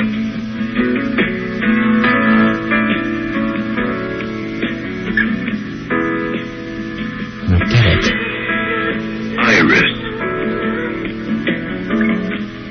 You heard it? Yes. Yeah, ow, yes. I heard the word Iris. Iris is having a movie. All right. Can you believe it? Kate Winslet playing the young Iris. Right. That boy. Well, they're about the same size. I love Iris. All right. Thank you so much, Elmo. All right, everybody. All right. Thank you, Foul-Mouthed Elmo. You like Iris, you old bitch. All right, Foul-Mouth. Jeez. I don't know about this show anymore. Everyone's out of control. Everyone is just completely out of line. It's not a very nice show anymore. No, it's not. We used to be a nice show. Yes. And a nice show. But that melted. Why can't we go back to doing the old ice show? We lost Lipinski. I never thought we'd be able to tear her away from the program, but we did, Fez. 877-692-1027. All right, we got to take a break, and then Frighty Fright's going to tell us about his Hanukkah. It's the Ron and Fez Show. You're scaring me. Stop it. 1027 WNEW. There's no trees or lights for Hanukkah. Go down the block, the houses are darker. We are wishing we were Christian on Christmas morn. There's nothing for our children. For 8 nights we light lights when the Santa become as a Semite. All we get to light is a menorah. They don't mention Christmas in the Torah. Our holiday is really such a bore. Light the menorah, oi! All we get to light is a menorah. They don't mention Christmas in the Torah. Our holiday is really such a bore. Light the menorah, oi! It's so hard for us to go shopping. We don't know when Hanukkah is happening. What is the date? Are we too late? You can almost hear them go. Now come on, what are we supposed to do? So you think it's easy to get gifts when we only pay wholesale? All we get to light is a menorah. They don't mention Christmas in the Torah. Our holiday is really such a bore. Light the menorah, oi! All we get to light is a menorah. They don't mention Christmas in the Torah. Our holiday is really such a bore. Light the menorah, oi! Airsick. You can check him out online, airsick.net. We're running Fez. All right, Friday is in here, and Friday tonight is the second night. Sunday night, sundown was the first night. So you've been lighting the menorah? Yes, I did last night. And you getting presents every night? Well, I did not get a present last night. Uh-oh. But that's okay. I didn't have a temper tantrum. I got a present about a month back that I'm going to use as a Hanukkah present. Well, aren't you supposed to get a different one every night? Yes. Traditionally, yes. Yeah. But I figured that wasn't really necessary. Now, you say you're always jealous of your sister, right? That's correct.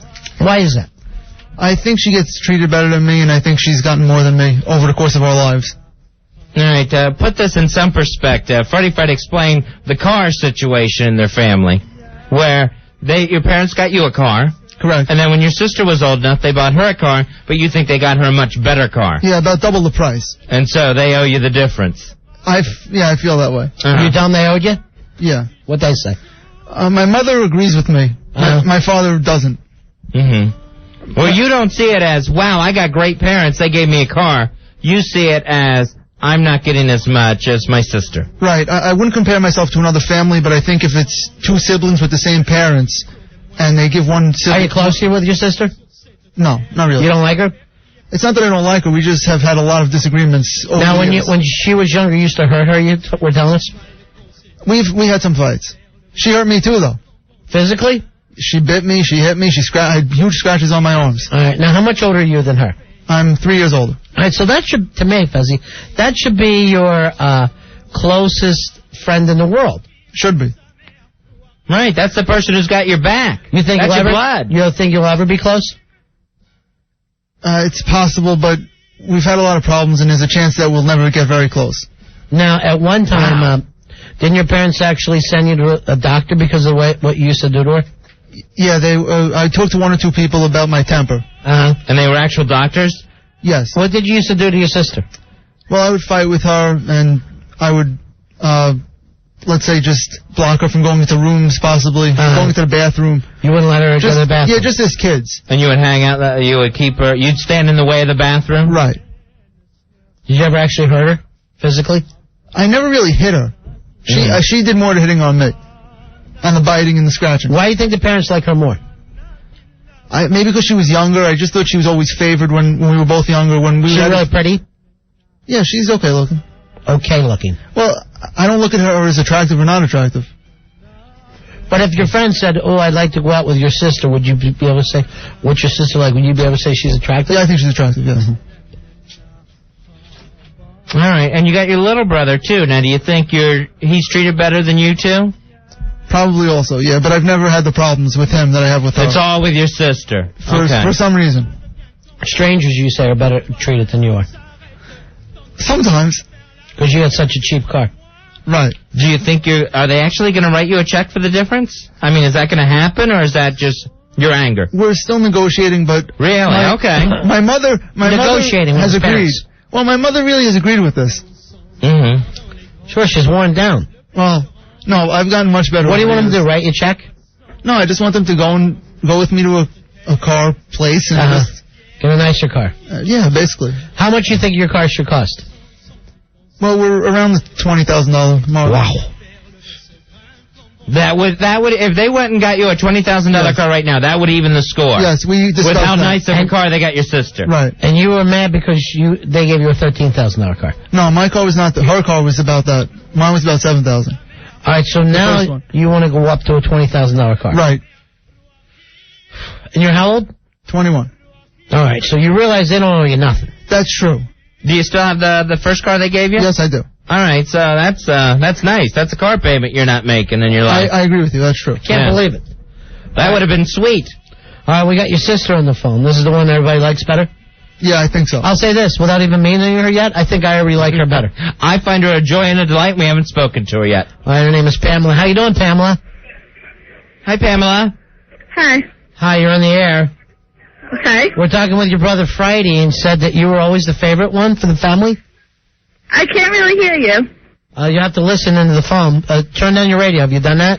I don't have my radio on. I'm on a cell phone. Okay, all right, so it's a cell phone problem. Parents get you that cell phone? What? They should get her a nicer one. I'll answer that. They did. Yeah. They got it for her. Yeah. It's not my cell phone. It's my boyfriend's cell phone. No, your brother's saying that you got everything in life, and he got nothing. Okay. Do you agree with that?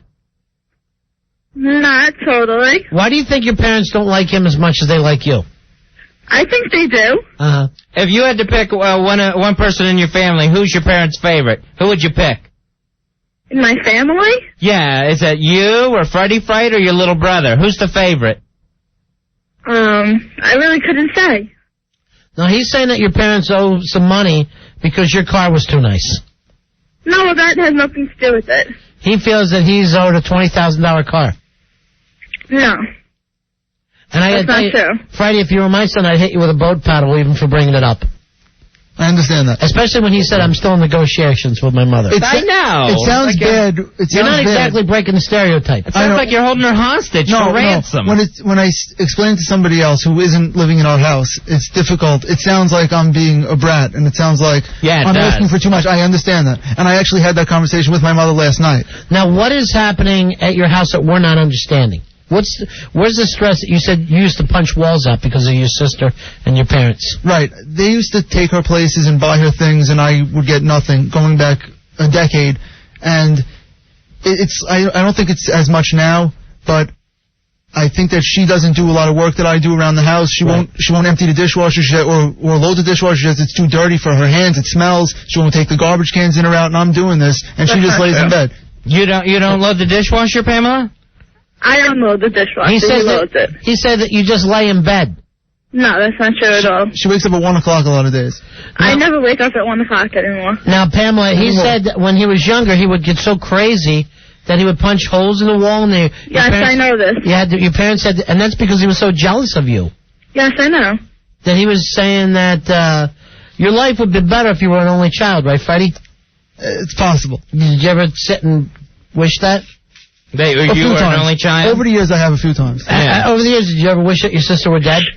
Not dead, but at times I wish there was separation. Right. So you wish that maybe she was kidnapped or... I wouldn't say kidnapped. What would you wish? How would this separation happen in your fantasy? Well, she wanted to go away to college in Florida, and if she did, I thought that possibly would have helped. All right, so that's just recently. Right, that's true. Right. So recently, you're hoping... In your 21, I wish I could have my parents all to myself. Yeah, that's true. Pamela, you feel kind of bad that your brother feels that way about you? That he wishes you would go away? Yes, I do, actually. Did you know he felt that way? Yes. Do you think he still needs a doctor? Do I think he needs a doctor? Yeah. Like they used to send him to? Well, that was a long time ago, but that's personal business that I don't discuss over the radio. Oh, so you're the one in the family who doesn't discuss the personal life over the radio. No, that's most families, but... Yeah, right. Yeah, you would think. But Friday, on the other hand, he's ready to break out the checkbook of your purchases compared to his. But I'm long past the times of the punching the holes in the walls and cursing my parents. But you're still, negotiating, and you're praying that your sister goes away to another state. How old were you the last time you punched a hole in a wall?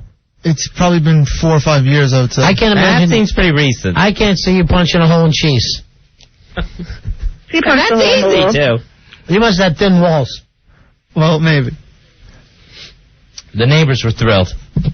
Pamela, do you want to apologize to your brother for ever being born? Apologize for being born? No. I'm happy with my life, and I'm not going to apologize for being Right, but born. it kind of ruined his life. That's and too bad. he only got a $7,000 car for free. Right. When he Yeah, went but there's reasons for that, though. What are the reasons? Yeah, what's the reasons that we don't understand? The reasons are he had no interest in buying a car for himself.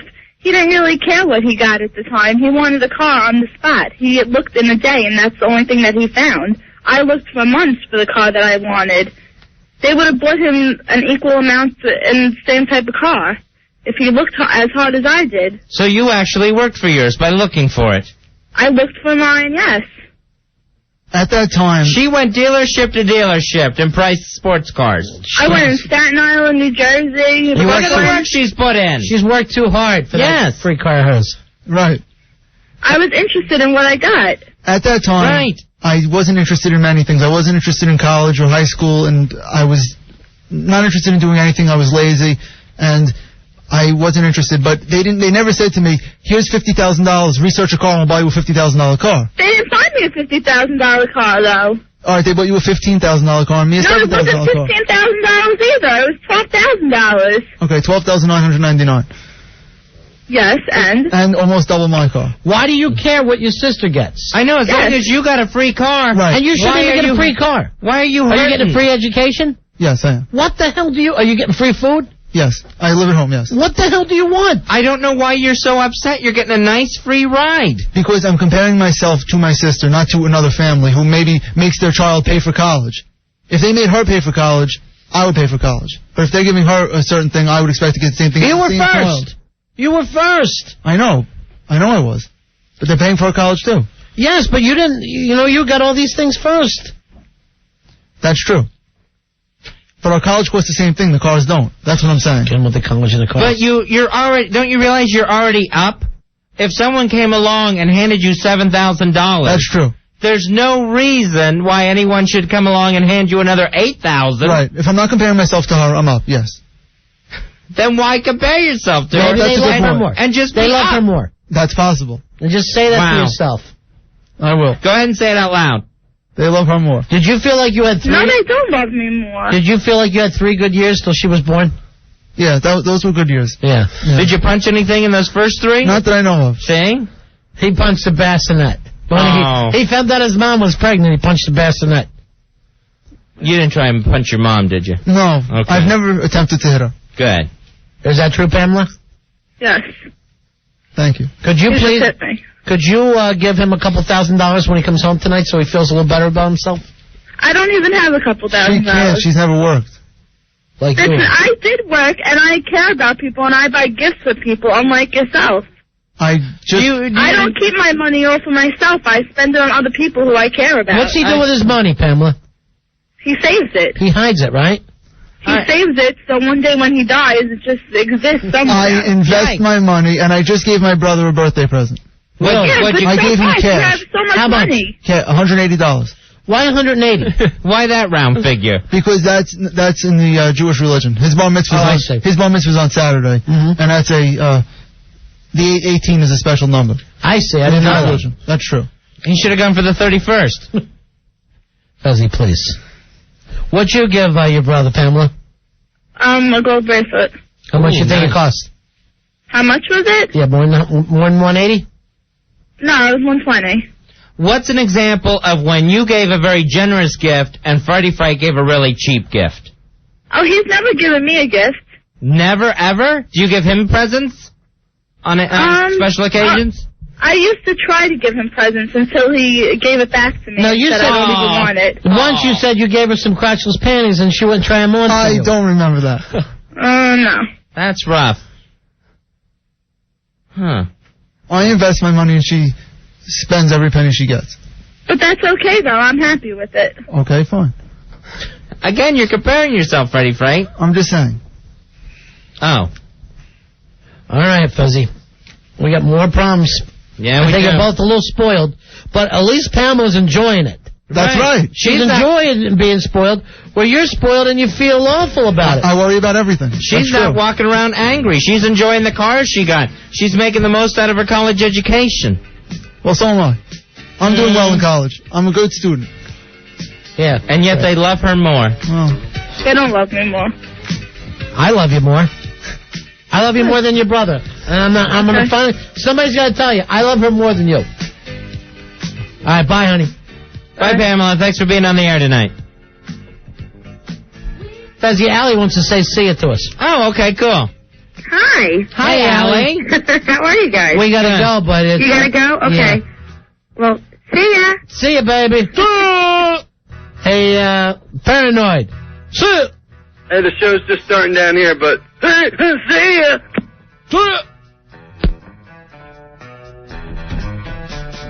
We're Ron and Fez.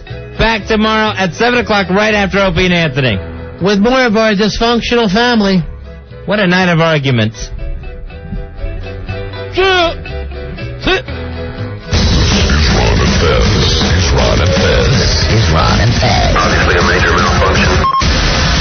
102.7 WNEW. It's Stacker 2. It's the world's strongest fat burner, and it's going to get you through the holiday season by blocking those junk food cravings. That way you're going to lose the weight because you're not eating so much junk like you usually do around this time of year. You know, Frighty Fright, would you do me a favor when you take a stack or two so when you get home tonight you have a little more energy and maybe you can spend some time with your family? Quality time? Now, I'm going to give you a stack or two, okay? I'm going to give 2 for your sister because I love her more. Stack or 2. I'll tell you what to do. I'm going to get your sister a computer, all right? And I'm going to get you a picture of a computer. Okay. Nice. And that way, your sister can always just log on to Stacker 2. Right. That's the world's strongest fat burner at stacker2.com.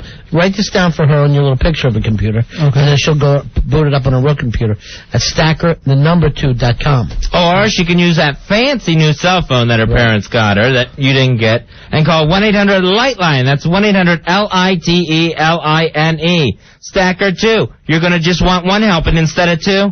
Let's get a sister 2 anyway. Stack it 2 for our Pamela. We couldn't love her anymore. We love her, baby.